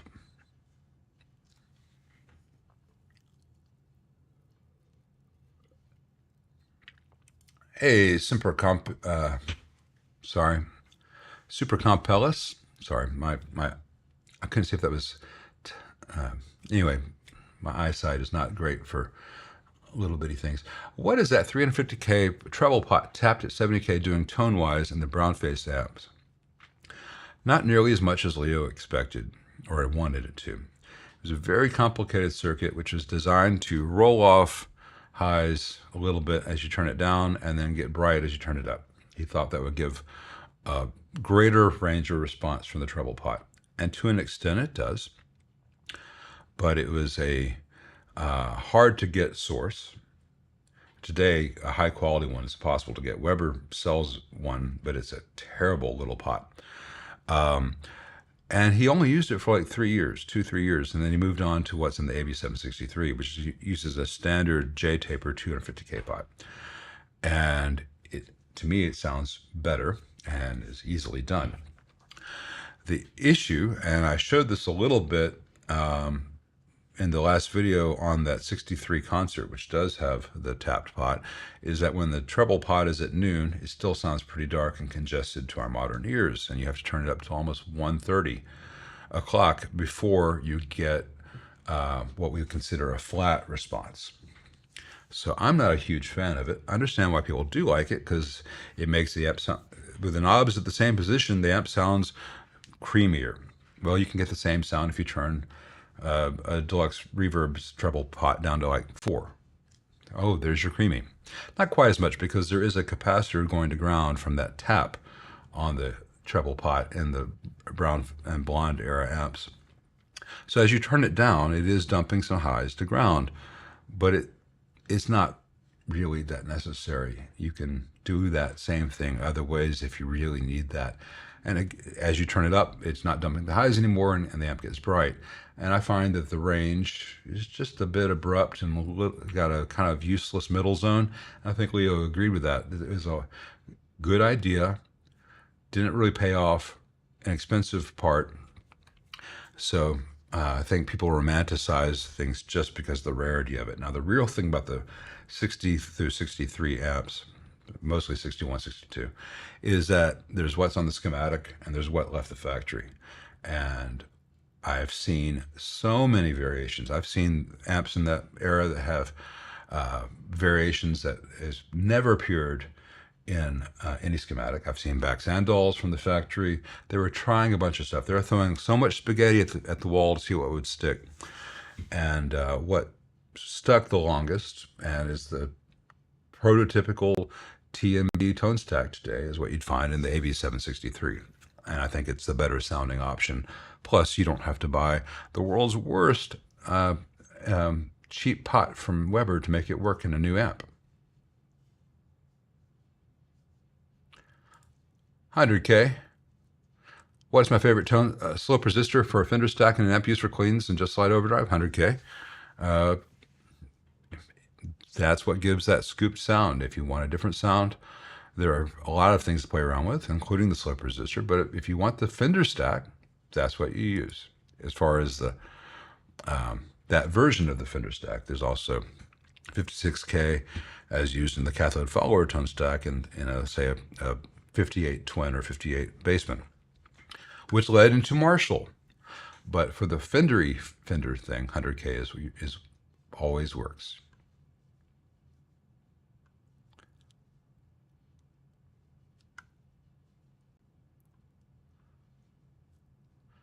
Brisket's okay if you can't get barbecue.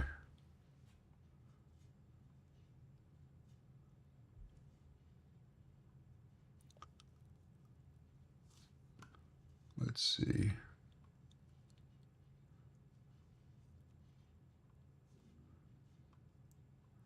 Omelet sucks.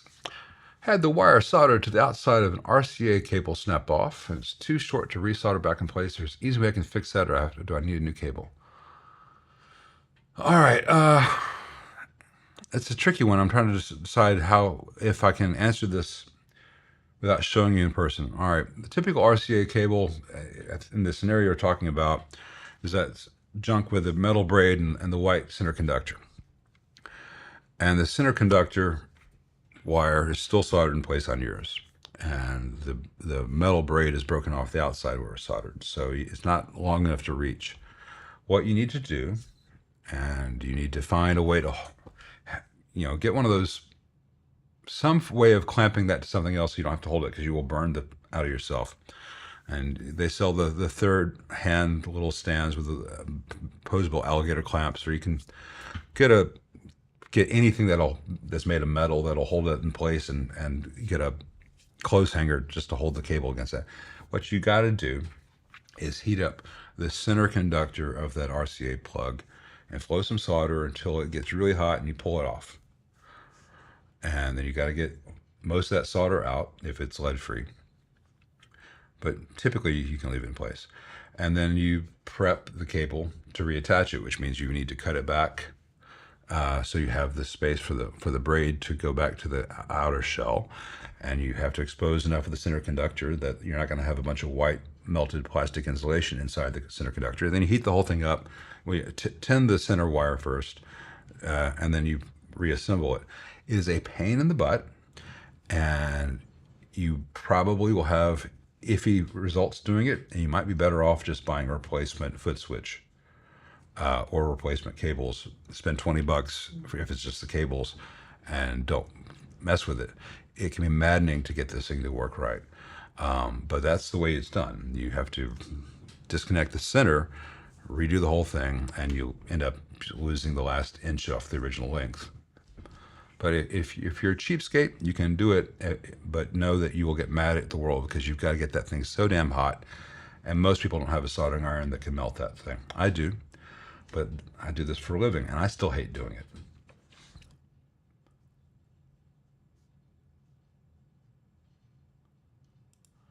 Another note on the bigger text in the center of the screen. I find it useful if I'm rewatching a stream to scrub to a specific question. Yeah, so do I. It's watching these things afterwards.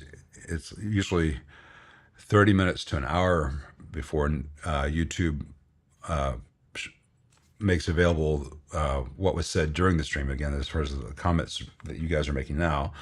And it can be another hour before you can quick scroll and see things on the screen. It's frustrating. So any little thing that I'm like, oh yeah, where was that question? Did I answer that right? Or did I say something wrong? I watch them back just to up my game. And it's usually I gotta wait 3 hours before I can really get that from it. So this does help.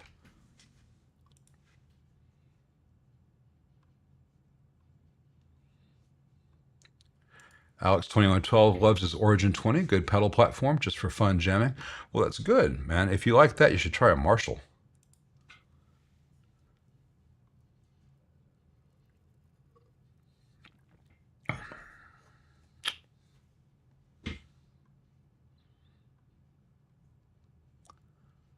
Sponsor opportunities for Memphis barbecue companies, man. I've thought about it. I mean, I can walk into Sun Studios and I can walk into Stacks right now and I can get a free t-shirt and I'll say, I'm going to wear it on my YouTube channel. I need to hit up the barbecue joints for that. One of the problems is one of my favorite places, two of my favorite places, one of them's now gone out of business, but man, I wanted a faux Ben shirt, but it was this really weird purple that made my skin look weird. And then I love Quick Check over on Madison. I'll show you guys when we do the videos because they have to do the best gyros in town and Bip Up Bim burgers and all kinds of fun stuff. But they have zero graphic sense, just ugly stuff. Ugly. I'm not going to wear an ugly shirt. But I'd love to have a four-way shirt. I need to get a four-way shirt and I need to get a Cozy Corner shirt and a tops. So I'll see if I can get some swag since I'll be promoting. You know, Memphis represent. Yeah, I'm gangsta. Jorge, silver face with 3-prong cable and 3-way ground switch in the middle. It bypasses the death cap. The rest is wired as I recommend. Can I leave it in the middle or still eliminate switch cap? You can just leave it in the middle. I would leave the switch physically in place and just remove the cap, just so there's not a chance of any place where it could be, fulfill the role of a death cap.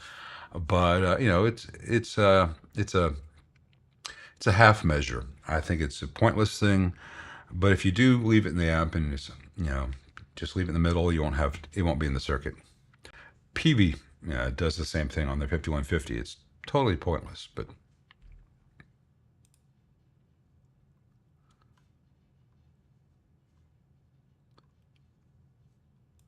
man, I know you're kidding, Brad, but that's not even funny.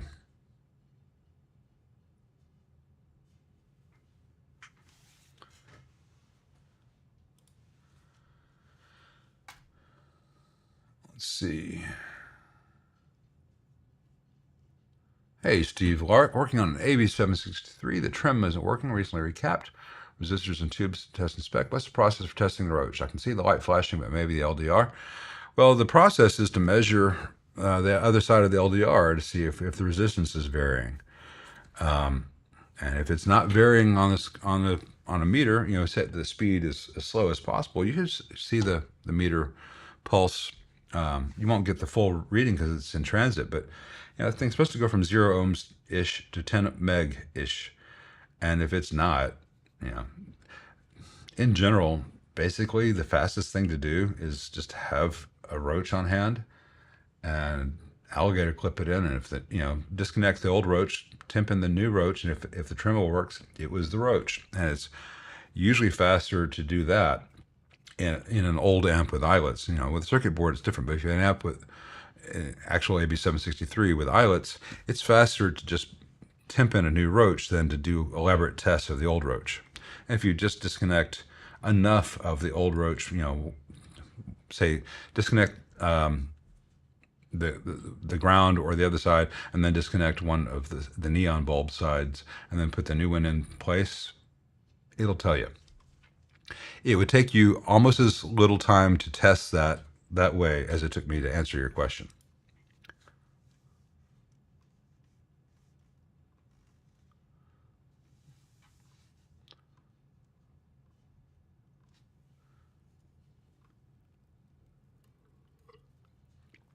Brad's suffering in the Australian cold, and I've been suffering in the not Australian, not cold here.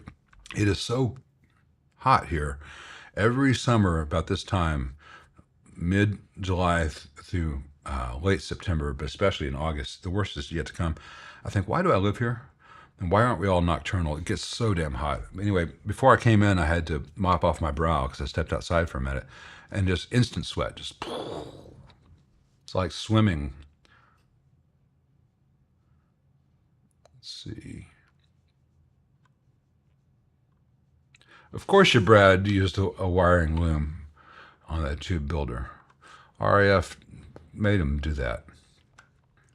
Are rectifier valves necessary in modern amps? Surely just one more valve that can fail. They're not necessary, and it absolutely is one more thing to go wrong, and that's the most common tube to fail in any amplifier, especially with current production tubes. And in general, I would design an amp not to use them because there are ways to give the sound and feel of a rectifier tube without the heat and expense, and you don't have to have a power transformer with a separate 5-volt, fairly large amperage tap.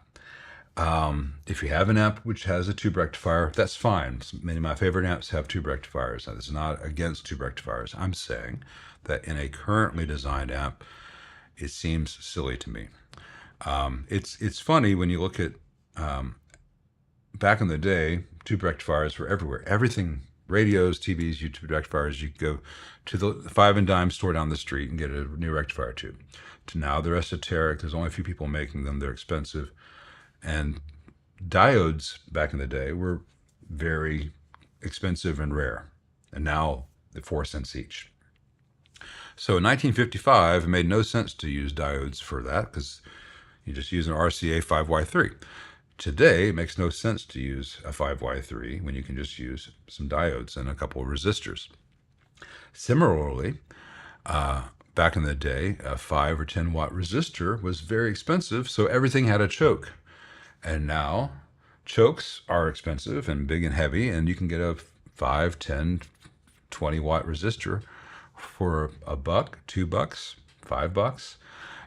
Now I think a choke still sounds better because that's a inductive thing versus a resistance thing. That's an entirely different subject. It's its own video if we wanted to.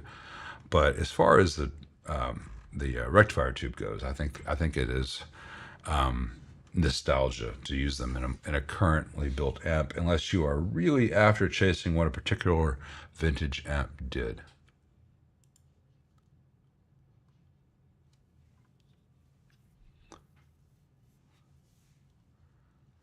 Thanks, Kukas. I appreciate it, Kukas.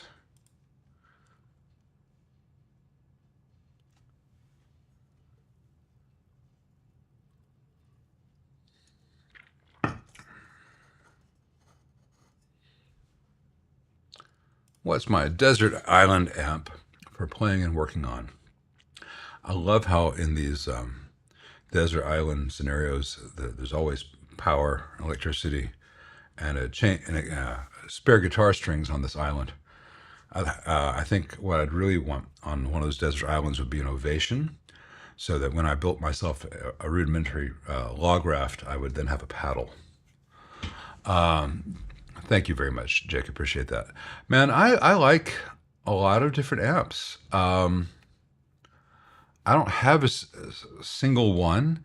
For working on, I would say any of the AB763 Fenders are the easiest ones to work on, typically, unless mold or something is growing on the boards.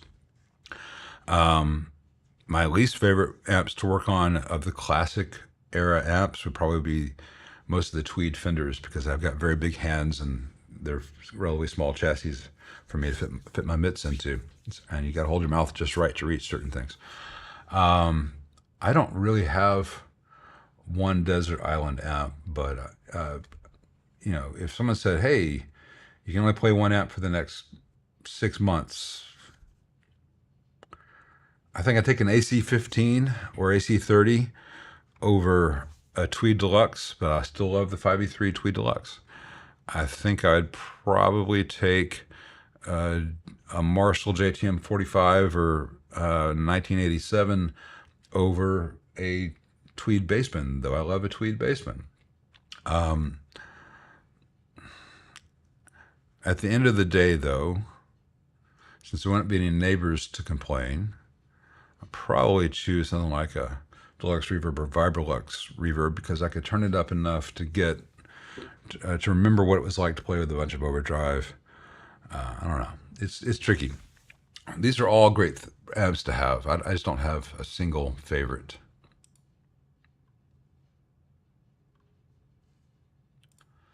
Hey, David, is there a need for caps in series for the first power supply node in a basement head, or is a single 500 volt enough? You got to have you need to have the series caps. 500 volts is rarely enough on a basement. Now, it depends on which basement you're talking about because there are so many different amps from different decades put out as basement. But in general, anytime you're going to be getting over 470 volts loaded, you you want to make you want to have that series node. Like on that 62 concert that I did a video on, the last proper video I had come out, um, that had parallel caps, just 500 volt caps for the first, and that's going to be changed to series caps just to keep the amp, protect the power transformer and the rest of the amp. I don't care what Leo did in 1962, because in 63 he had a better idea, and we're going to go with his better 63 idea. Why do some put foam in their speaker cabs? Well, some people put foam in there. Some people have put fiberglass in there. It makes the inside of the cab less reflective, so you don't get resonant frequencies. And it's complicated as to what is a good idea, what's a bad idea. Like I've got Merrill's new Bassman 2x12 cabinet made by Mojotone. Which is a replica of what Fender made in the 60s. Now, the Fender one in the 60s was full of fiberglass. I don't think the Mojotone one's full of fiberglass. I hope not, or I'm going to be an itchy son of a bitch. But I've never liked the sound of those cabs once they're stuffed with fiberglass. But you take that fiberglass out, and I think you get so much more internal volume. It just sounds so much bigger, but that wasn't the sound they're going for. Also, never was a fan of the Utah speakers using those. So you get say a Bassman cab from 1965 with two Utahs, and it's all stuffed with fiberglass. You get that fiberglass out and you put some good sounding speakers in there. It's a big sounding amp. But some people are going to say it builds up too much in the lows because it's a closed back cab. That's why I also like to make those things ported, but I'm not going to do that on this one. And if we need to do some stuffing, there are better options today than fiberglass, just to dampen resonance inside. But it's a really complicated thing doing speaker design and resonant frequencies and dampening.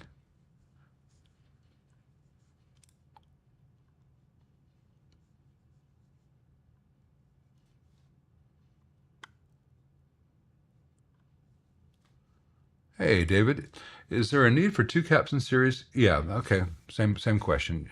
If it's 450 volts unloaded, you probably don't need two caps. If you're sure it's not gonna be any more than 450 volts when it's unloaded, then you're fine with just a single one. Sorry about my response earlier without more information. Like, tell me your voltage. That's very useful.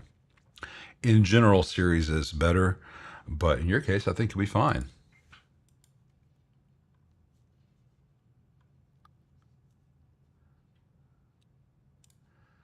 Thank you very much for that, Lucas. I'm sorry if I hope I didn't sound too bitter earlier when I kookissed you, but I just wanted people to know what it felt like. Thanks, Lucas.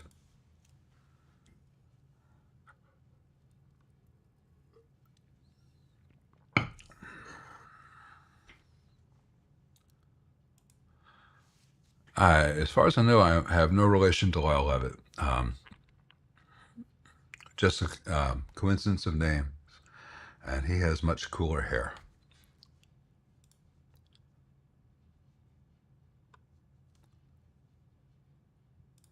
There's no real point adding effects loops to Ombre or other brown-faced deluxe.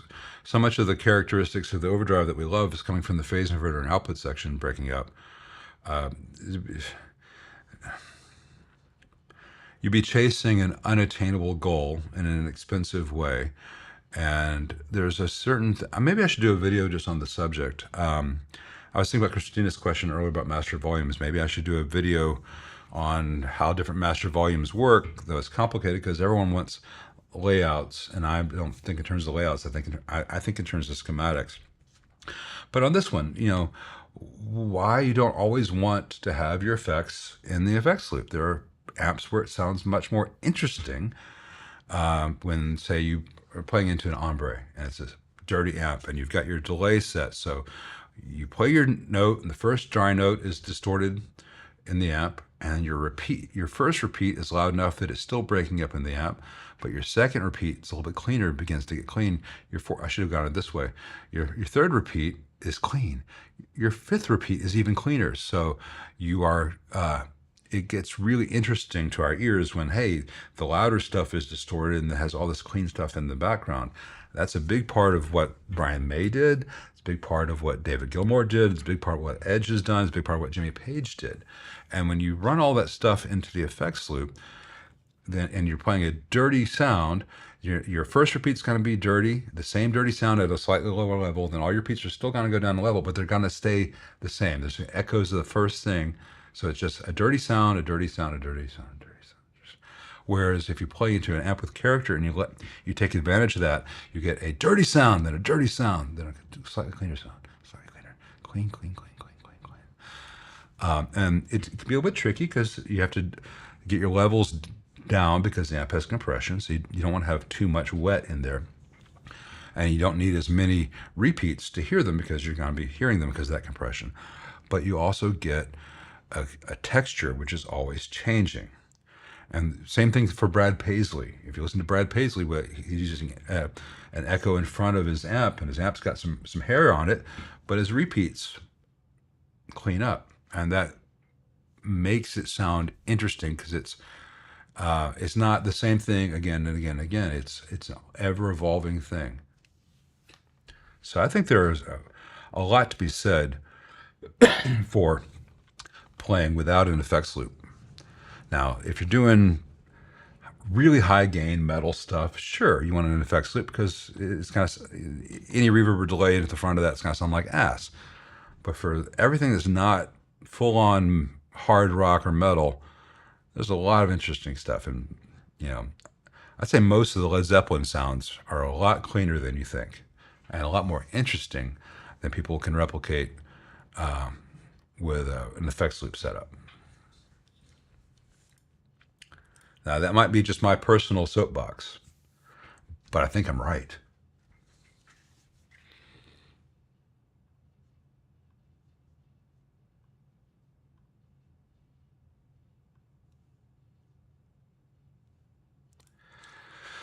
Man, Alex, the last motherfucker in Memphis who ate peanut butter and banana sandwiches died. Let that be a lesson to you. There are plenty of places that'll sell tourists a $17 peanut butter and banana sandwich. Really? That's how to not fit in your stage jumpsuits anymore. But that's not something people really eat.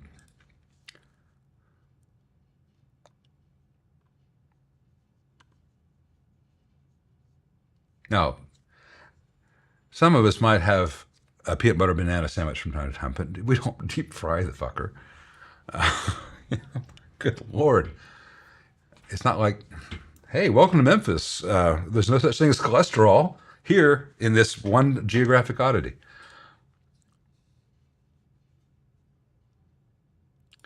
Hey, Cat Butt Studio.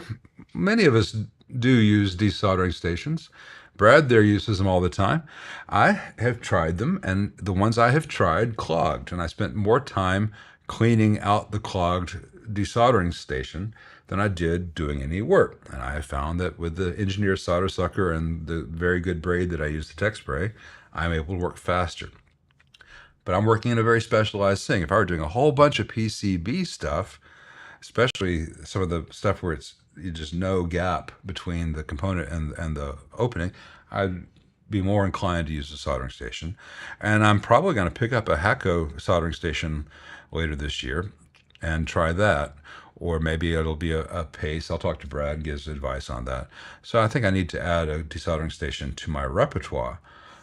But of the ones I had tried in the past, they sucked by not quite sucking. When they get the solder out, but then it gets stuck in there and filters and everything gets jammed. If I'm cleaning my tools rather than working, then what's the point of that tool? I'm not talking about cleaning the tool after you use it or anything. I'm talking about cleaning the tool every 10 to 15 minutes.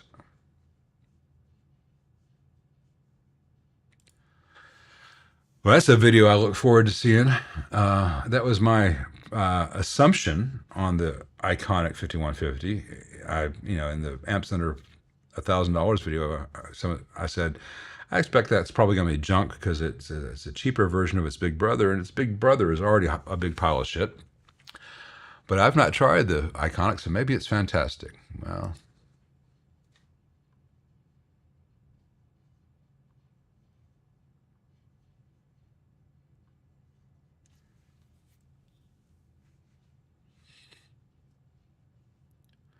hey, Phil and Catherine Muzio. I don't know. How is the show going today? I think the show is going pretty well. I think the show's going all right, but I'm not the best judge of that. I can say that I feel a lot better about it than I did last week. Last week I just was not in it. I was just firing on no cylinders, and the time before that I was in good form. I think I'm closer to that. So I think from my perspective it's going better than it did last week, but I'm not the judge of how my shows go. What kind of roach do I need for a 74 Music Man 410 HD 130? I think it's the same roach you used for the Fender, but I could be wrong because I've never replaced a roach on the HD, and I just want to I want points for not making bad pot jokes. But I think it's the same set of resistors. I think it uses the same neon bulb and the same circuit pretty much as the Fender's the Fender amps. I think it just did it a different way, but I could be incorrect. I don't remember. Hey, Eric Philsinger. My 68 Princeton reverb trim only works when the signal is decaying, not when you strike a note. Also, not at all when the speed is set low. Bias is about 65% according to Rob Bias calculation. V3 good is 12x7. Well, first of all, cool off your bias. You want a Princeton reverb to be biased closer to 50 to 55%, not 65. That affects the tremolo depth. Second of all, there's so many things that could be wrong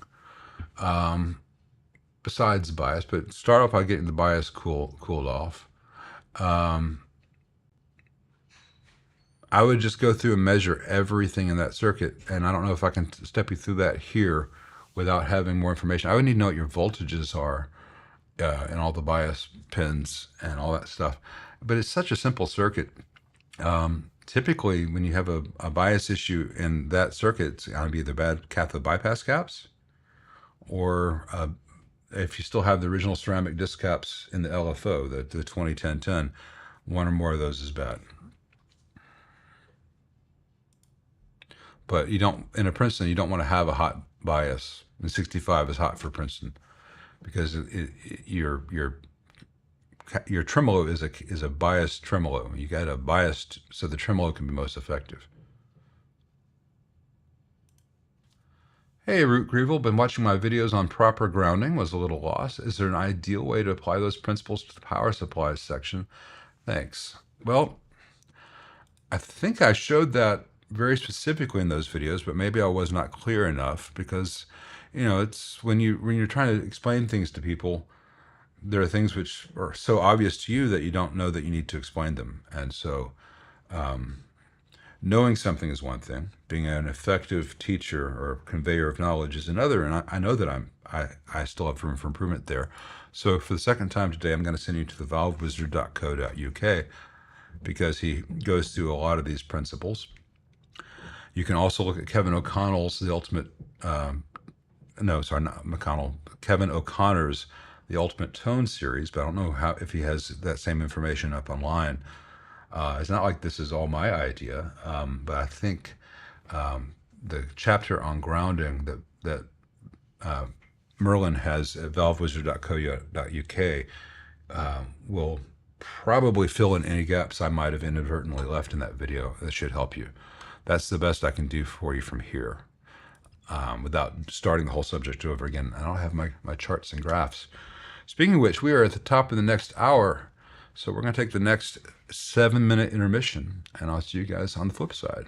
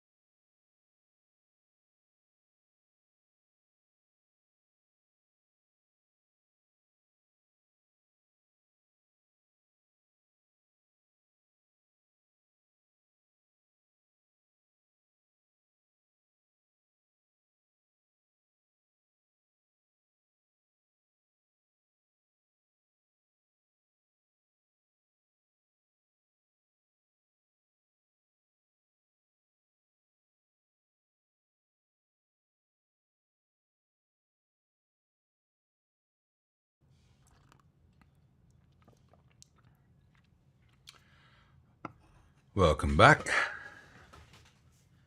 True to form, I had to get a cup of coffee. Another YouTube says, when did Mesa lose the plot? Or have they always been over-engineered and stuffed into the chassis? Well, they've never been over-engineered. They've always been severely under-engineered. Overthought, over-gimmicked, over-marketed, never engineered it in the slightest. No worries, David. The early ones weren't stuffed into the chassis. That came later, but even the early ones, the Mark 1s and the SOBs and all that stuff, were really poorly built, really poorly laid out, with just the tube sockets being tack soldered to the board to hold the board in place. They have never made a great amp. They made amps that sounded different than anything that were on the market. They were badly modded Princetons originally, and people thought that was fantastic because no one saw inside them. But it's one of the only companies that has consistently been able to have a dirty channel noisier than clean channel noisier than the dirty channel. They've had some models which actually did sound quite good, and some models which lasted better than others. But I have never understood since getting into this, seriously, why people like them so much. Because they are not very good amps that were put in very pretty flamed cherry wood chassis cabinets with basket weave and lots of more knobs and sliders and all kinds of stuff. And it looked fantastic and stood out, and people wanted to buy into that lifestyle, but not really well built. Didn't really sound that great. And some of the most popular, most sought after ones are bad copies of a Soldano. So, and let me make this a little bit smaller again, move that over, because there we go. Well, sorry to any Mesa lovers out there. I am very sorry. My condolences. Hey, writing from Connecticut. Between the fellows I play with for fun, we have a 65 Princeton Reverb and a 66. The vibrato on the 66 seems to be getting weaker. Any advice on what it is? Could be the tube. Could be one of the three capacitors in the LFO. This is the LFO stream. Apparently we're going to talk about low frequency oscillators a lot. That it could be that the bias is drifting too high. It could also be a failing coupling cap going from the tremolo to the intensity pot. That's less likely. Or it could be one of the resistors drifting, or the cathode bypass cap for that stage needs to be replaced. It sounds like, oh, it could be one of 30 things.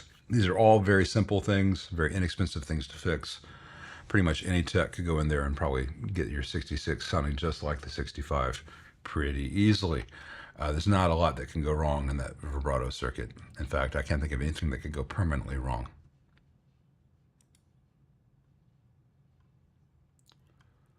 Hey, Joe McCraw, best reliable 6v6 GT tubes on the market right now, Electro-Harmonics, pretty much. That could change 6 weeks from now, but as of right now, Electro-Harmonics are doing the best job I have found.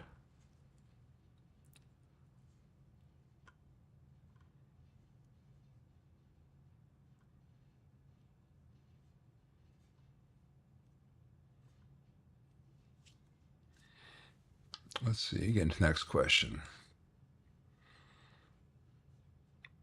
Talking about Mojo tone not Mojo tone, talking about cabinet dampening and stuff. Let's see.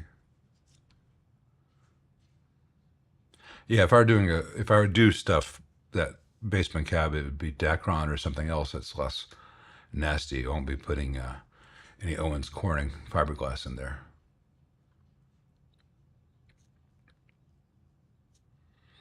I don't have any great experience with modern 5Y3s because the ones I did try were not 5Y3s, as you know. Like the Sovtek is not a 5Y3, it's just a very small GZ34. It has a little bit more voltage drop than the GZ34, but not the voltage drop of the 5Y3.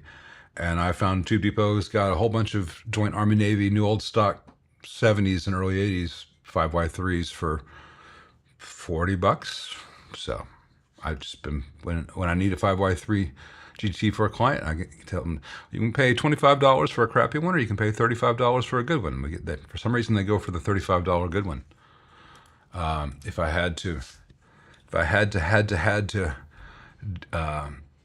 do something else, if all the good ones are off the market, I might just do a solid state implementation, just to get to where I want the amp to be in terms of voltages, and not have to worry about a glass tube that can go wrong. Peanut butter and banana is tasty, man. On a sandwich or otherwise. You just didn't grow up eating peanut butter, so I don't think Vegemite and banana would have the right appeal.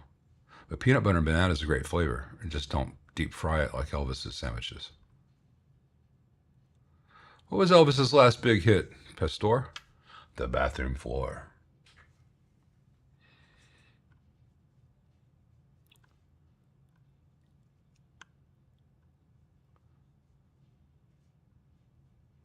Let's see.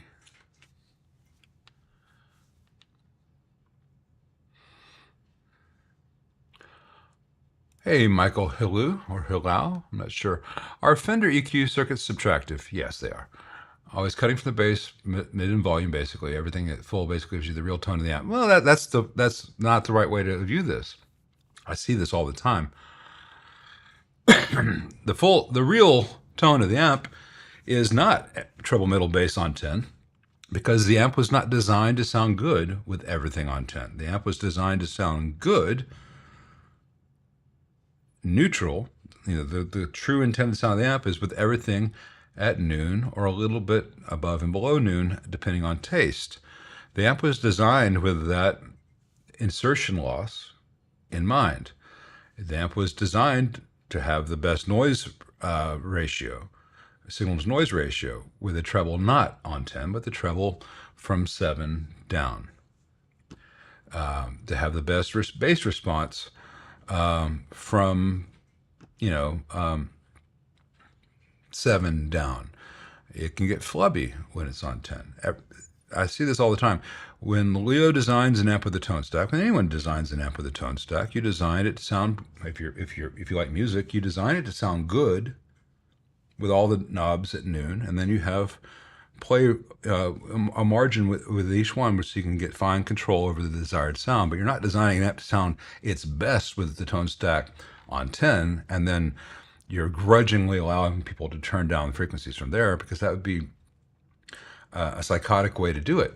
That makes no sense. You design it to be useful to musicians, and the amp was designed to have, this is the sound we're going to get from this tone stack, and because it's a passive tone stack, that's an attractive tone stack, which has insertion loss, after that we will design a gain stage to bring the gain back up to where it needs to be. So it has the right amount of gain with everything at noon. And if you turn everything to 10, the frequency response is out the window, the signal noise ratio goes out the window, and it has way more gain than the amp was designed for. Now, if you like the sound of everything dimed, fine, that's great. But that is not the real tone of the amp. The real tone of an AB763 Fender is everything at 5.5, treble mid bass or treble bass, depending on the model. And then you tweak from there. Like I might have the bass at 4.5 and the treble at 6, and that's a great sound. Or I might have the treble at 4 and the bass at 5.5, and that's a great sound. And they're just enough different from each other to suit different players, different speakers, different rooms, different guitars. But they are not radically different from each other as far as the amp's behavior is concerned.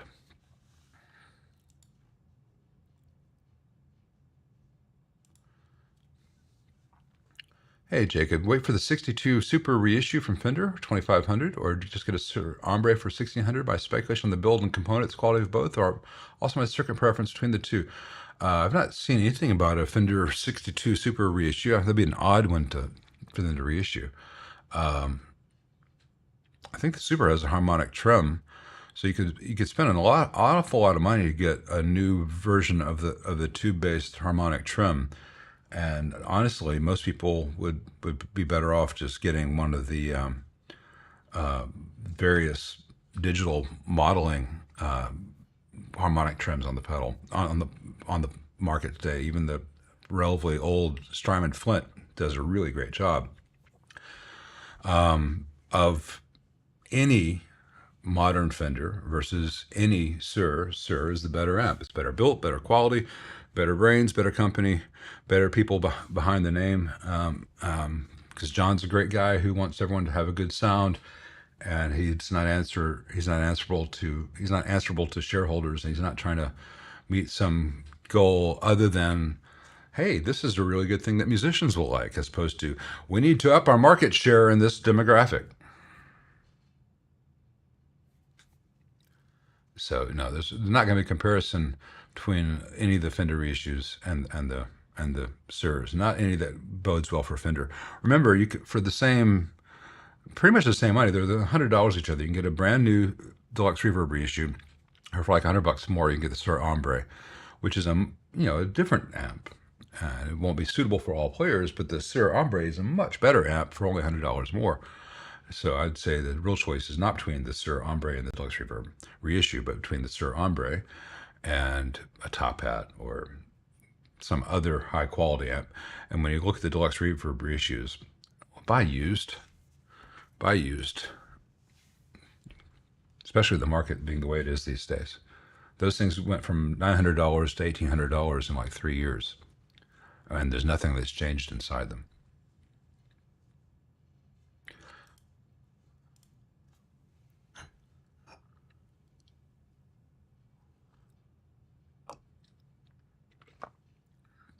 Hey, Doman, I hope to get someone who will make the front panels I want, but I'm not sure how many of them I'm going to be able to do. It depends on how the business goes. I have so much work I need to get done all the time, to get done yesterday.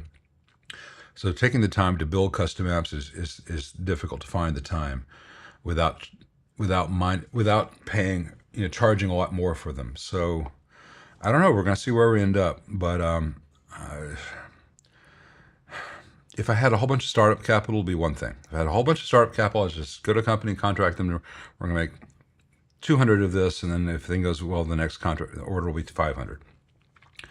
But that I'm not. I'm just not set up to do that. And the first one I built, and the second one is almost complete. But the guy who was making my front panels went out of business. And I've not been able to find out anyone else who does the front panel that I need. And for various reasons, I cannot use the thick acrylic plates everyone else uses. I don't want to use a lot of the cheaper alternatives. I want it to be a very thin, high quality thing. And so many of the companies I've spoken to say they do it, and then, oh yeah, we do that, but you need a minimum order of 1,000. And I just can't do that. So I don't know. I can design an app, I can build an app, but in terms of producing an app, that's difficult. You look at Mojotone, their kit that they sell you for $1,000. They're building hundreds of those chassis and hundreds of those cabs, and they're absorbing the cost of all that development to have the CNC machine set up. That cost gets spread out. So instead of one chassis costing $600, each chassis costs $50. Smaller scale gets tricky, and I'm not sure whether that's going to be something that works out for me as an ongoing thing. The first one I designed using the Mojotone cabinet and chassis and all that stuff, and I had a faceplate that would fit on that, which gave me a different location to put pots. And I was just undone by this one guy who went out of business, got out during COVID, and I've not found anyone else who does the work that I need. And everyone's like, "Well, have you tried this?" Yes, I know how Google works. I want to give the look of a much more expensive custom thing. I don't want it to be like, "Hey, this guy built this on his kitchen table." Is there any preference as to which brown-face, black-face channels are jumped? Thanks for all the help. Well, in general, you want to have only jump the channels on a Fender if the channels are in phase with each other, and most of the reverb, all the amps with reverb, except for the Princeton, which only has one channel, the channels are out of phase with each other. So jumping the channel in a Fender does not give what most people want from that, which is more gain. In fact, you're going to get cancellation. Now, that can be a cool sound to have the cancellation of different frequencies because you have different tone stacks. You can make some interesting sounds that way, but you're not getting the big additive gain thing you get from a Marshall, from a 58 bassman, or say a 62 concert where it's additive gain because they're in phase with each other. Actually, I'm not sure about 62 concert. I'm not sure what the phase is because it's so complicated by the harmonic tremolo. But let's say a 62 Deluxe, you can jumper those channels and get more gain like in a Marshall. So it depends on if the channels are in phase or not. If the amp's got reverb, they're not. Unless, well, if it's a 68 Custom Deluxe reverb or one of the ones where people do the mod to have reverb and tremolo on both channels, then they are in phase and you can jumper them for more gain. But I don't think most Fenders sound very good when jumpered like that, aside from the tweed ones like the 5E3s and stuff.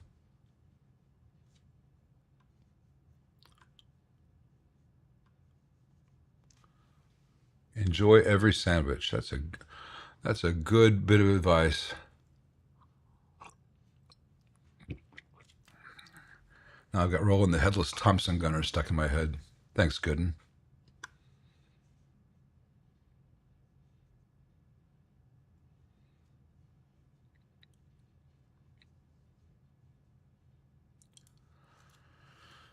Do I think amps generally sound better without built-in trim and reverb, using a separate unit or pedals instead, or are there compromises when adding trim or reverb to the overall sound? Well, they're different.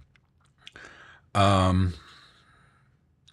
think built-in tremolo is less necessary, depending on the amp. There are certain amps where it's better, if you're running an amp dirty, it's better to have the tremolo after the gain stage than before. But it's not a hard and fast rule. Reverb, there's something about the sound of a Fender reverb circuit with the spring tank that's very unique to that, and I've not heard any digital pedal which comes close, or most digital modelers have not come close to spring. Spring is a very complicated thing to model, but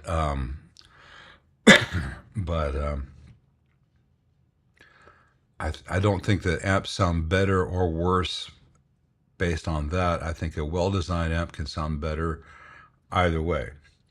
I think a badly designed amp is a bad-sounding amp, no matter how they got to a bad place. I know that's a wishy-washy answer, but I think it's actually the better answer to give. Is it a compromise? Yeah. Well, it's not really a compromise. It's a factor that the designer takes into account and incorporates into the design, as opposed to just taking this little bit from this design, this bit from this design, this bit from this other design, slapping them together. Hey, it makes sound. I designed something. I dressed myself.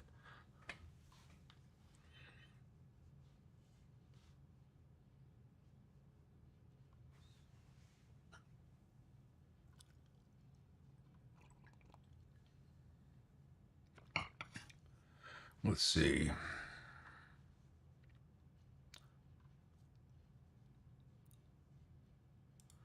Earl Funkton, any advice for repair prices? No. I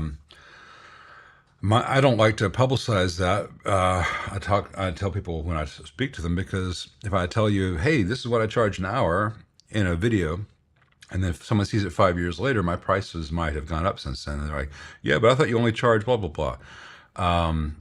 I charge quite a bit per hour, and that's one of the reasons people know what they're getting. They see the videos and they know why I'm doing something and at what quality level what I'm trying to achieve, at least. And I have no desire to be the cheapest guy, because I have so many people who want me to work on their amps that it keeps out some of the tire kickers. But I'm not exorbitant. I'm certainly more affordable than someone in New York, because the cost of the rent on a space in New York is so crazy. I'm certainly cheaper than you get in Chicago or LA because of the cost of living. So I don't know where you live, but I would say look at it and see how much you need to make a month to pay your bills, and then do better than that. Maybe have some aside. Maybe able to have a little bit of quality life without setting out to make $1 million. Because the fastest way to get $1 million in this industry is to start off with 10 million, because you'll end up with 1 million pretty soon. Same for almost every aspect of music. But and all right, well, how many hours a week can I work? And in order to make the money that I need if I want to do this for a living, how many hours in a work week? What does that come out to an hour? And are people willing to pay that? And if not, you may need to reconsider what you're doing for a living, or but you might be able to say, hey, I wanted to make X amount, but I asked for more, and they were willing to pay that. Maybe I need to do that for a while. But just don't change your prices too often and charge everyone the same, because you don't want anyone to feel that you're unfairly treated. Now, I give discounts to people as I feel able to. Like, I've got a bench fee. It covers the first 2 hours. So you pay the bench fee, whether I look at it or whether I fix it. If I look at it and say, I don't think it's worth fixing, I can charge that bench fee. I typically will waive the bench fee and just do a $50 diagnostic. It depends on how long it takes. Sometimes you've got to take an amp apart and be an hour into it before you can even test it, in which case that bench fee makes sense. But if I do the repair, that bench fee is incorporated. It's the first 2 hours I would have billed hourly. But I may open the amp up and say, oh, yeah, someone put a 1 amp fuse in here, and it's supposed to be a 3 amp fuse. Let's put a 3 amp fuse. Okay, 30 minutes time and $1.50 for the fuse. Or that kid with the, what was it called? The Boss Katana that I did not repair. I got a video out of it showing why I did not try to fix that amp, because there's no schematic available. I knew it could be this part that failed, probably was this part that failed, but did this part, when it failed, did it take out other parts, or did some other part fail and take out that part? And without a schematic, I had no roadmap. It could have been a 4-hour process to figure out what was wrong with it. And at the end of that, I might not have been able to fix it. And the amp was only worth like $200 used. So what I did was I said, this thing's not going to catch on fire. The power section has been disconnected, so I know that it's safe to use. And he can still use the USB out, or he can use the headphone out and use it as a practice amp. And so I did not charge him for that. I'm like, there's no guarantee I can fix this, because Boss doesn't give schematics. And for me to figure out how to fix it would cost more than the amp is worth. So here, have your amp back, no charge. It's safe to use. You can still use it to practice. And I still get so much flack on that video because, oh, a real technic could fix that. Yeah, I can fucking fix it, but can I fix it for less than $200? No. And that's what it costs to replace that. And it's a kid. I don't need to make every possible nickel.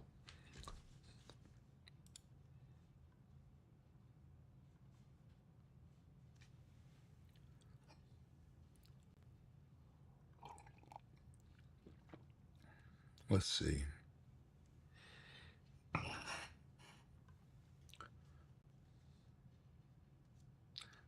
Hey, cool, Steve. Yeah, I'm glad it was just the Roche, but yeah, it's faster sometimes just to swap things out than to come up with elaborate tests.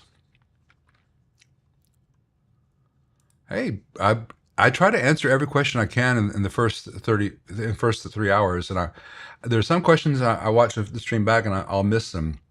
Some of them don't have the question marks ahead of them. Some of them do, and I just didn't see them at the time because my eyes is not the best at this distance. But I do not have a producer or an assistant, though Nikki was kind enough to make this coffee for me on my last break. Thank you, Good Guitars. I assume some of you guys are watching this back afterwards, and so when I just say thank you, Good Guitars, as to his saying that I'm on today. Would Dynamat or similar concept product work well to dampen or lower the resonant frequency of a cab? Bracing will certainly make things less resonant, and Dynamat helps mostly with the higher frequency stuff. But I think you need to look into forums and websites on acoustic cabinet design and theory, it gets deep. And sometimes you could say, well, I designed this cab and theoretically it should be the best thing in the world. And next to it is some old pine cab made by Fender that just sounds glorious. And for makes no sense from a theoretical predictive perspective. But that pine cab only sounds glorious in that room. You put it in a different room with a whole bunch of carpet, it sounds awful. Whereas the acoustically designed product is going to be consistent at least. But there's also, does this cabinet sound good? I don't know. How close is it to a wall? Because there's so many variations. But yeah, Dynamat helps to some degree. Stiffening, acoustic stiffening, just physically, if this is the bridge span, it'll sag in the middle. So put a support there so it can't sag. Same kind of thing.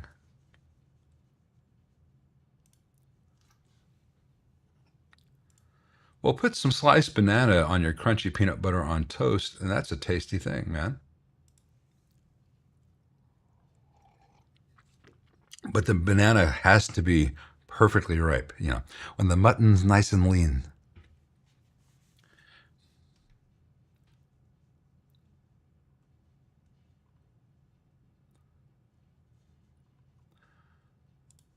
A fucking man. I'm a crunchy peanut butter connoisseur, and smooth peanut butter is baby food. I knew there was a reason I like Brad.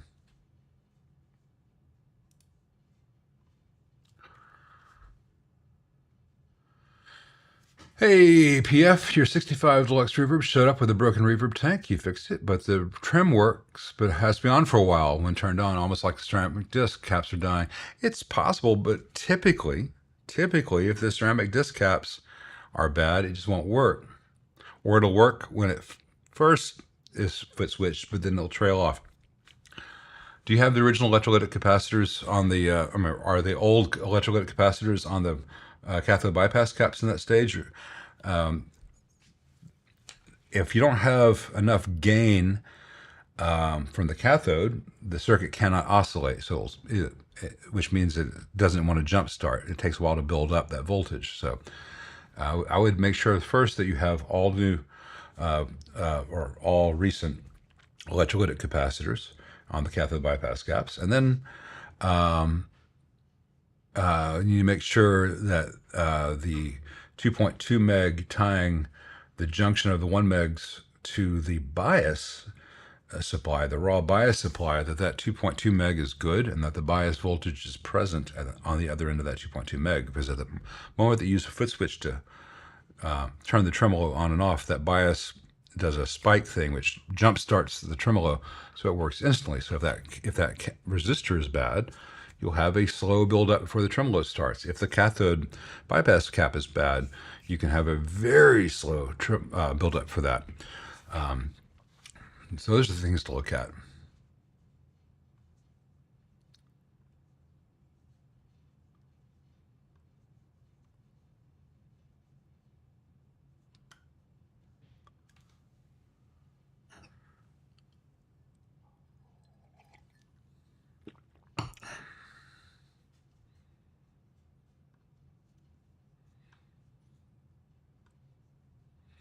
Let's see, trying to find the next question.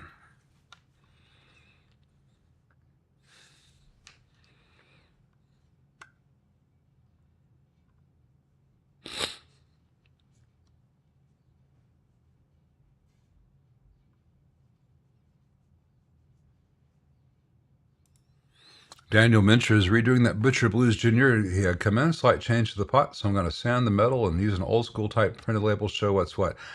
Man, don't. Because you're going to make all those changes to that amp that's not going to last because of all the other things in the Blues Junior. But then once you make all those changes, it is your amp that you are responsible for, and you've got to support it. Just say, hey, no, I can't. This was a badly built amp. It fails. They always fail in predictable ways. It's not worth me. I don't want my name associated with it, because if you make all those changes to that Blues Junior, then it is no longer Fender's decision to make a bad amp. It was your decision to try to make that a better thing. And then there's a Daniel Mincher amp. So when it fails the next time because something Fender did, oh, it's your amp for yourself, new hand-wired board. Okay, we'll do whatever the hell you want, man. But don't sand the metal. My God, if you sand the metal, it'll corrode. Just if it's your amp, just get a label maker or what, and put it over the old stuff. But don't sand off the finish. Trust me on that, because that chassis is not good quality.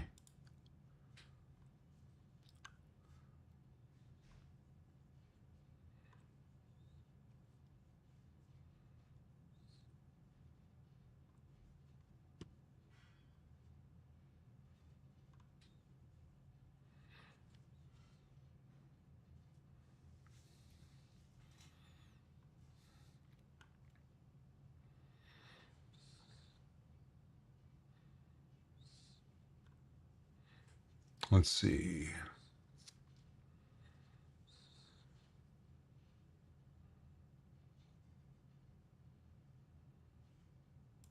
Hey, Andy, 1966. Send me an email link to that guy if you don't mind. I appreciate that with the one-off orders.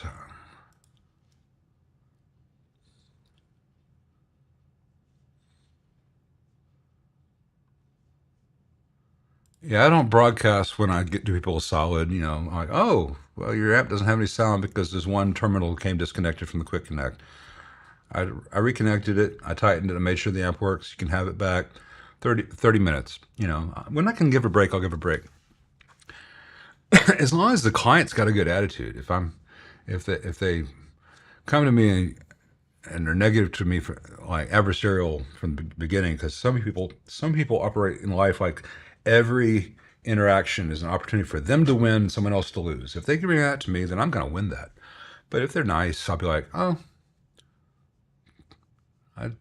30 minutes, took me five minutes to fix it. I spent another 25 minutes making sure nothing else was wrong.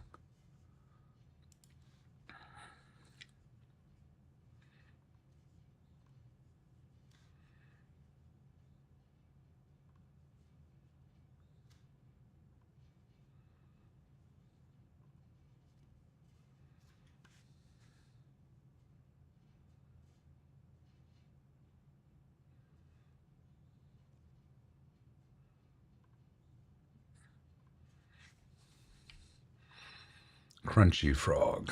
Better than Spring Surprise. Let's see.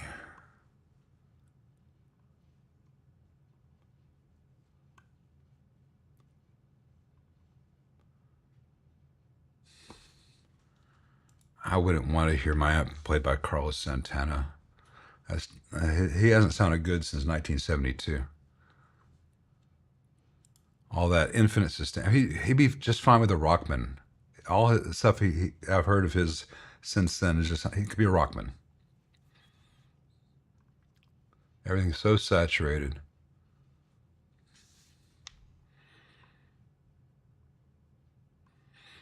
All right, we're on to the end. I think I'm running out of questions, so we can just talk about shit. That's fun.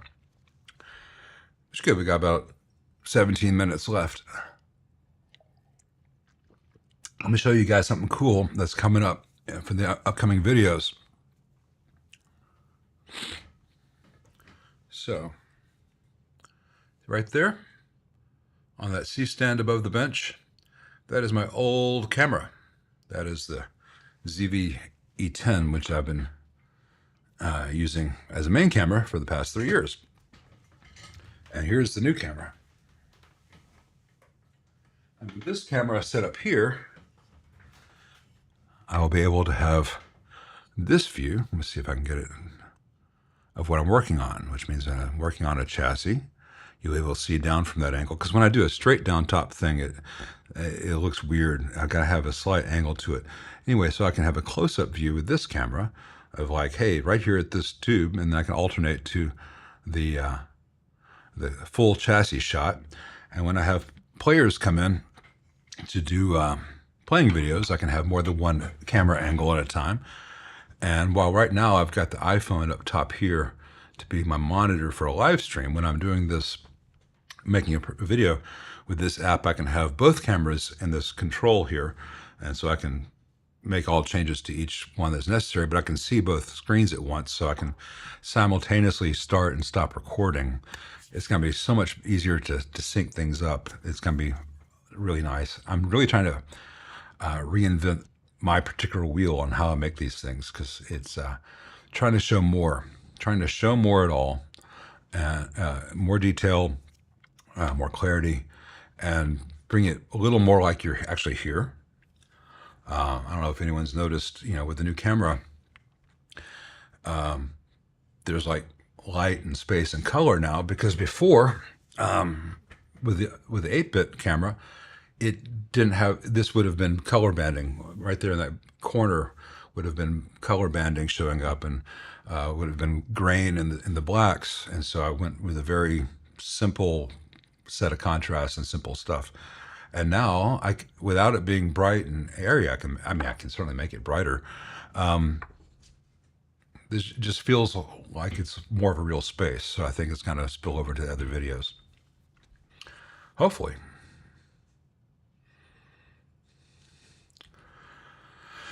Well, that 74 Marshall just came in this morning about 10:30. So that's going to be probably the next video proper on the channel.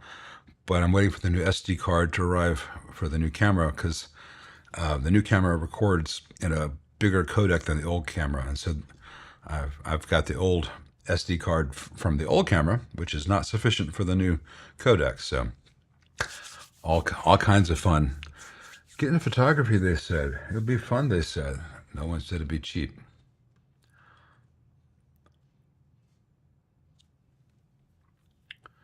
So I'm really pleased with how all this is working so far. Though I do need to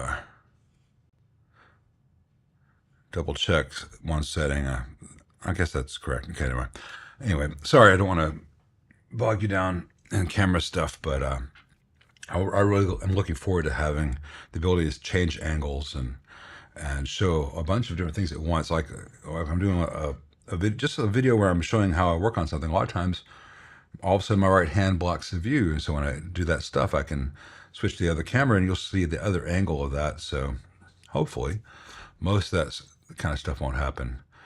And even though while the old camera is not as good as the new one, as long as I can control the lighting, it'll still look good going back and forth. And maybe I can use the iPhone camera as a third angle from time to time, but it's really tricky to get that thing to work well in every situation. But I've got some ND filters for it that will help. I guess everyone's talking about bench fees and charging and stuff. Yeah, there's always someone who'll do the same job for less.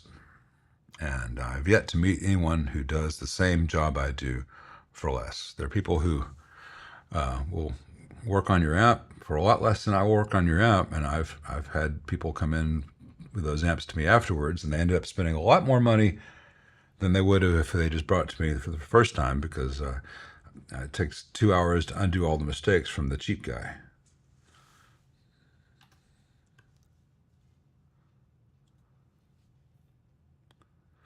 Well, the multiple cameras require more time in post. Not really, Colby, because I think the majority of the time you're going to be seeing the main camera. But all I've got to do is, because I'm not going to be changing the angle on the B cam very often, I'm going to set up over the bench just to show whatever's on the bench.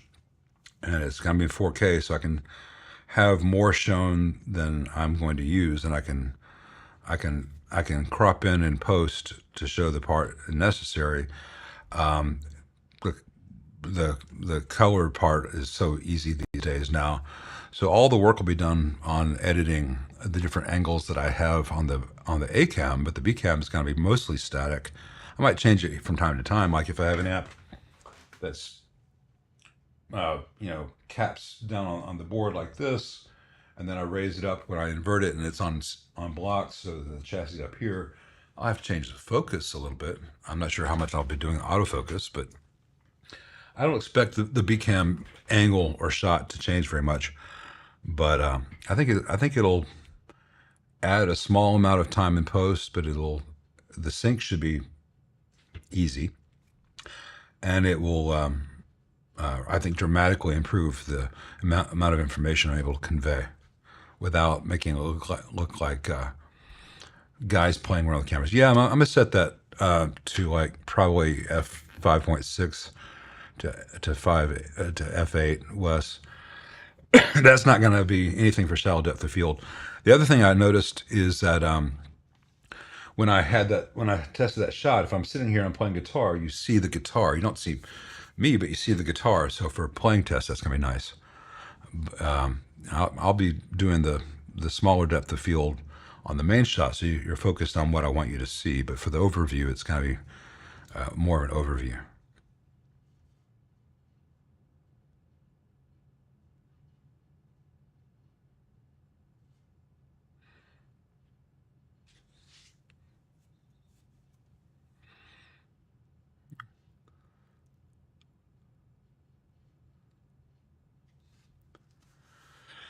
All right. Well, see, I'm out of stuff to talk about, but you guys are still going, and I guess I'll just sit here and watch what you say for the next 10 minutes. This is your guys' stream as much as is mine. Roy does great work. Roy Blankenship. Yeah, I've always enjoyed talking to Roy. If you think I'm crotchety and shouting at clouds, you need to talk to Roy sometime. But he's right, and he does very good work.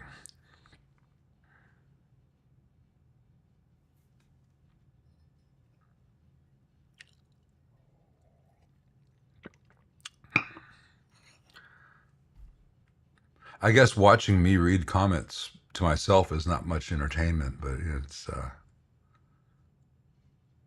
I am interested in what you guys are saying.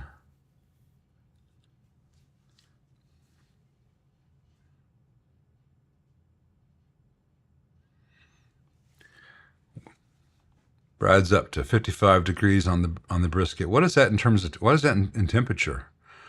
And how's the door upgrade going? Well, I got to get up on the ladder after this stream. I got to change out of these khakis. Get up on the ladder. I got the last of the old paint to scrape, which is not going to be fun. It's like a jillion degrees outside. But man, it's so close. Restoring a house from 1912 has really taught me how old 54 is, because I don't feel 54 when I wake up. I wake up in the morning and I'm still 27, 28 mentally. Then I go in the bathroom and the mirror bitch slaps me. And then I'll go and do a bunch of work outside, physical work, things I used to do without thinking about it. And all of a sudden I'm like, man, I'm tired. Or the next day, oh man, my shoulder. Hey, Diego Ronish. As someone from Memphis, what percentage of the locals do I think are aware the name Memphis is from Africa? I think most people who grew up here are told at some place that Memphis comes from Egypt, and some people just coincidentally know about it. I don't think it's something that's on the forefront of most people's minds, but an awful lot of us are aware of it. That we're named after the city of Memphis and that it means good abode. And Fred R. says, I mentioned fish and chips. I need to get to Whitby, England. Well, at some point I will. When I was in England, I only had fish and chips once on our last trip and once on the previous trip. I'm not a huge fish and chips fan. First time it was a little stall. This was in 2005. It was a little stall that still sold it in newspaper right outside the tower. And it was February. It was freezing cold. And that was really good, but it was just fish and chips from a little stand. I had to fight the seagulls for the chips. The last trip, I had found all the best places to get fish and chips in London. And when we were in those neighborhoods, we just weren't hungry at those times. And so the fish and chips we had, it was a rainy night. We were walking down the Strand towards St. Paul's, and we went into the old Cheshire cheese and cheddar cheese and split fish and chips, and they were quite good, but it's not something I dream of. I know that if I really want to have the best fish and chips, I should go to one of the coastal towns, but It's not something I seek out. What brand of filter caps am I using on the DSL-40C? I guess you mean Brad. I would use Nishikons myself. Randy Steff says, Mr. Scary, a device you plug into V2 on a Marshall to mod the amp, plugs two tubes into one socket. Thoughts? I'm sure that they've sold a lot of those. I don't think it's necessary. And I assume by the name it's supposed to make you sound like Dokken, which is something that I personally would avoid like the plague. But, actually, I shouldn't say that, because as 2020 showed us, people actually do not avoid the plague. People are proud about seeking out the plague. Oops, wrong button. In London, the food to seek out is Indian. Well, we did seek out Indian food in London. Actually, I went to one place that was Pakistani, one place that was Indian. And in both places, the spicy food I had to send back to the kitchen and ask them, pretty please, to make it as if they're making it for their friends and family and not like they're making it for the Brits, because it was so timid, and they brought it back properly spiced, at which point it was fantastic, absolutely fantastic. But man, they tended to dial things back for the British palate. And but when you say no, for real though, make it spicy like you'd eat it yourself, then they know their stuff. I don't remember the name of the place we went on Euston Road, but the other place was the Lahore Kebab House in East London. I did not go to the Curry Mile on Brick Lane, because I wanted to try the Lahore Chop House, and there was one other over in that neighborhood I heard better things of. But if I were there longer, I probably would have explored all the options there on the Curry Mile. I do not like catfish. I love hush puppies, but I do not like catfish.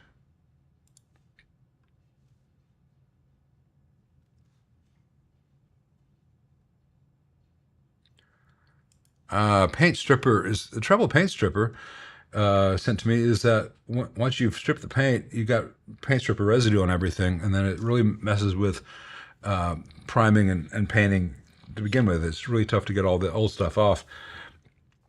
So I used a paint stripper to get the layers of latex off, because it had multiple 100 years worth of latex on the outside, and underneath that latex was old oil-based enamel.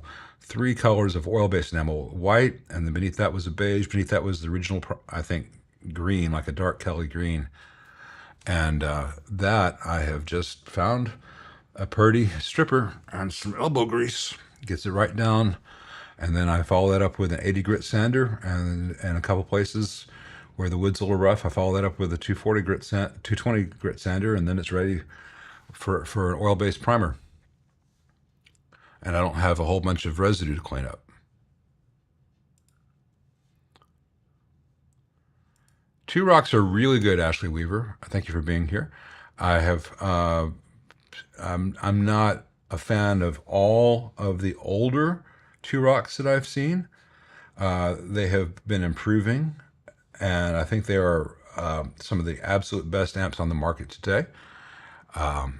But some of the earlier ones I've seen inside, I thought, well, they were on the path. They had not learned about this particular capacitor manufacturer's woes yet, but I think they're good, and I think they sound fantastic, and I think that they are getting better and better.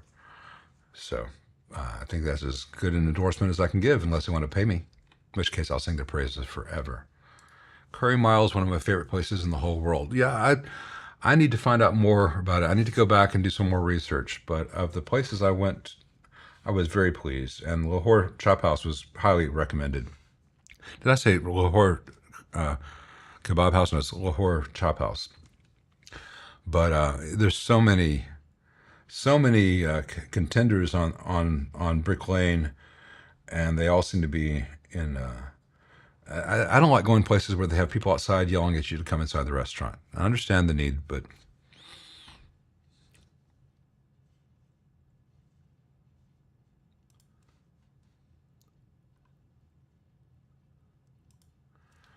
well, Two Rocks aren't expensive, and if you look at what amps cost historically, if you look at what a 1964 Fender Twin Reverb cost in 1964, and then you adjust for inflation, let alone what a 1968 Marshall 100 watt cost in 1968 once you adjust for inflation, then the two rocks are very affordable and very realistic. The issue is that people used to make a lot more money back in the 60s than they do today. But we want to have the same quality of amp that they had in the 60s. And so that's not a problem with two rock. That's a problem with the fact that we don't make enough money anymore. And there are a lot of stuff on the market. There's a lot of stuff on the market that's really cheap to suit our current incomes, but it's not the same quality level. For some odd reason, you get what you pay for, and that works both ways. The best curry I've had in the United States, and by curry I mean broadly speaking Indian and Pakistani and Bangladeshi food, was at a place in D.C. Straight up from the White House, there's a neighborhood, something Circle. Is it Lee Circle? Maybe I'm conflating that with Lee Circle in New Orleans. But one of the best Indian places I ever had in my life. Nikki and I went to D.C. in 2021 for our belated honeymoon since we got married during COVID. And we went there and we splurged and did the tasting menu, which is like $300. Worth every penny. It was so good, so wonderful. I wish I could remember the name of it right now. Maybe next week's thumbnail will be a picture of that tasting menu at that restaurant. So good. But yeah, I've also had some fantastic curry and relative dives. And if you come to Memphis, Tennessee, that we have a couple of really good places here. Maybe I'll do that for dinner tonight. I haven't had Indian in a while. I'll go to Golden India over in Overton Square. Probably do carry out there. One of my favorite things in life is to order chicken sorry, I can't think. Tandoori chicken. Get the extra spicy tandoori chicken, and then order an extra thing of it. So the next day it's cold. Something about eating cold tandoori chicken over the sink where the chicken itself is cold, but the spices are trying to burn your lips off. That is such a pleasant experience. Let's see. All right, we're reaching the end now. Let me make sure I'm not missing any ones. Big questions. An enfant circle? Maybe that was it. Does Nikki have a hobby? Well, she's painting. She's painting her office upstairs, her yoga room, and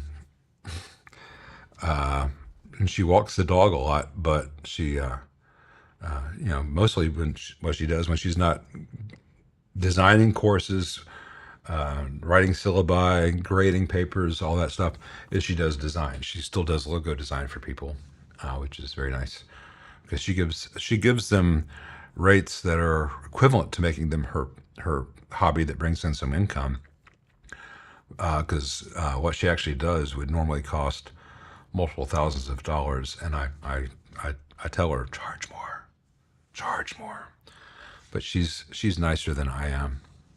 Anyway, so that's the end of the third hour, and I am now wanting some real hot curry and some tandoori chicken. So I think that's gonna be the plan tonight. And here's your pro tip: go get some Bluebell strawberry ice cream. So you have the really hot, like ask them to make it as hot as they think is safe for humans, curry. And then you follow it with a very nice cold strawberry ice cream. And life just becomes bliss.